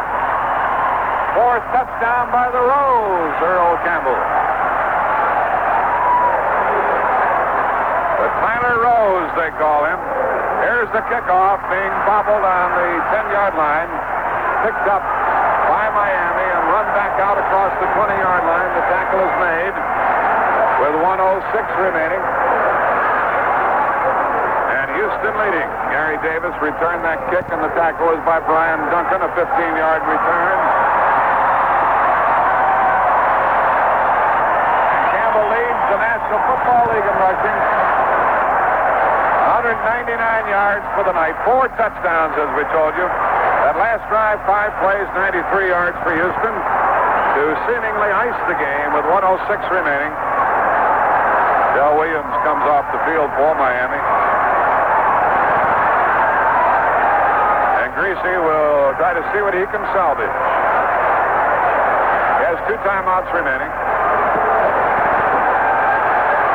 Looks like New England will have a 1-game lead. Greasy's back to throw. He throws a screen, and it should be a good one. It's taken by Pulash. He's across the 30 and across the 40-yard line, out to the 45 and beyond with less than a minute remaining. And Reinfeld made the tackle. The clock runs down to 50 seconds. Miami still hasn't called a timeout. 45 seconds. They go into the hurry-up offense. A 22-yard game. 40 seconds left. 35-23 Houston. Greasy back to throw. He looks and throws. It is caught at the 45-yard line. And diving down to the 43 is Gary Davis. Tackle there. 28, 27. And now Miami calls timeout with 27 seconds left in the game. You talk about even stats. Right at this stage, both teams, total yards, 406 yards apiece. Young just hit Greasy back there on that last throw. Greasy is a bit shaken as he walks to the bench. Only to talk. Now, also, from a statistical viewpoint, 24 first downs for Miami, 23 for the Houston team. Boy, that's really balanced as far as both teams are concerned. Well, I tell you, this Houston team will be playing Cincinnati, Pittsburgh again, New Orleans, and San Diego. And the way they look here tonight, they can handle anybody. Well, they're really flying high. But, let me say this, too, Jack. We've seen a lot of teams look very impressive one week, and then the next week, you don't know what happens to them. They look like a bunch of sleepwalkers. Don't bet your house on them next week. That's exactly right. They play Cincinnati here in the Dome, and they play Pittsburgh here in the Dome. They play at New Orleans, and they play San Diego here. Miami has the Jets in Miami. They play at Washington. They have Oakland in Miami and New England in Miami. And that New England-Miami game is a night game on the 18th, and we'll be there for CBS Radio. 27 seconds left. Miami has 1 timeout remaining. They have 2nd down and a yard to go. Greasy is hit and sacked back at midfield. Greasy is sacked by Steve Baumgartner and Ken Kennard. What they did that time, they sent 3 receivers on the left side, Jack, and I think it was going to be a jump ball situation. He was going to throw it deep. Hope that maybe one of the boys would tip it, and the other guy would have a chance to catch it, a la Atlanta Falcons of a couple of weeks ago. They call it the Big Ben play. It looked like that's what they were trying to do. They're lining up in the same situation again. Let's see if they try to get it downfield with an assist by one receiver and the other one trying to catch it. With 18 seconds left, there he goes. To throw, and he throws the long one downfield. 5 men go up. And it's caught by Miami at the 11-yard line of Houston with 9 seconds remaining. It was caught. Now the clock is running and stopped with 5 seconds. Bo Rather went downfield and came away with that football. They could really use that extra minute that they blew, as we talked about a little while ago, where they were on defense, Jack. Yeah, because now they're trailing by 12 points. And the ball is to the 11-yard line of Houston with 5 seconds remaining. That's a 40-yard gain. That's all over but the shouting, and you'll hear some shouting when that clock runs down. And Houston will have a record of 8-4, be 2 games behind Pittsburgh. Miami will have a record of 8-4 and be 1 game behind New England. We've seen a lot of great football games on Monday Night Football, Jack. This is one of the very best that we've been involved with all season long. And this helps teams like Seattle and San Diego and Cleveland. They've suffered 6 losses along with the Jets, but they're still much in the title picture. Yeah, it's going to be very strong motivation for those teams because they still got a shot as a wild card team, and so the motivation for them is going to be very keen. Greasy had gone to the bench. He comes back out to utilize the final 5 seconds. This is Earl Campbell night here in Texas. Man, 4 touchdowns, 199 yards. And as Hank Stram said, to be able to sprint 81 yards and not be caught by those defensive backs at this stage of the game is remarkable. It really is a great tribute to the condition that he's in, and plus the fact that he'd carried the ball 26 or 27 times prior to that run, so it's a great compliment. And he weighs 2 1/4. He must have drank a lot of Gatorade during the course of this game. And now with a first down from the 11, Greasy rolls right, 2 seconds left, 1, he throws, end zone touchdown to Cephalo, but the game is over. Cephalo caught the touchdown pass, making the score 35-29. They'll get a chance to kick the extra point. The clock has run down, expired. And so have the Dolphins here tonight. The extra point attempt will be forthcoming from Permian, and the final score is likely to be 35-30, and an offensive show here tonight under the dome. Ball is marked at the 2-yard line. So Greasy hits Cephalo for an 11-yard TD pass as the clock showed no more time remaining. It shows you what that Campbell run did. Yeah, it was the winner. Houston doesn't even try to block it. It's kicked through by Permian. The end of the game between Miami and Houston, the final score, the Oilers 35 and the Dolphins 30. Buick announces a car destined to become a classic, the new Riviera. It has the traction of front-wheel drive. It is supported independently at all 4 wheels, and it has almost every power assist available, standard. The new Buick Riviera. At least once in your life, you should own a car this incredible.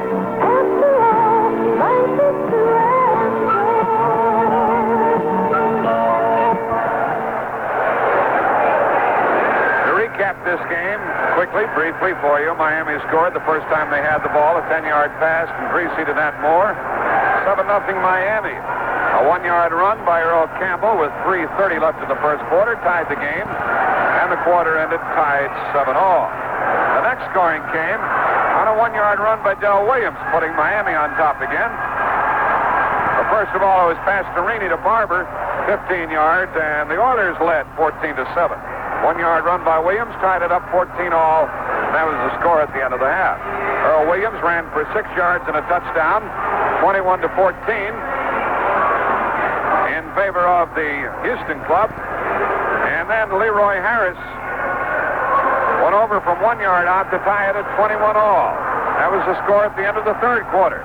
Then a safety put Miami on top, 23-21. And Campbell then got his third touchdown of the night from 2 yards out to put Houston back on top, 28-23. And then he ran 81 yards, making it 35-23, the 11-yard touchdown pass to Cephalo for Miami, the final points of the night. 35-30 Houston. We'll continue with our wrap-up in just one moment.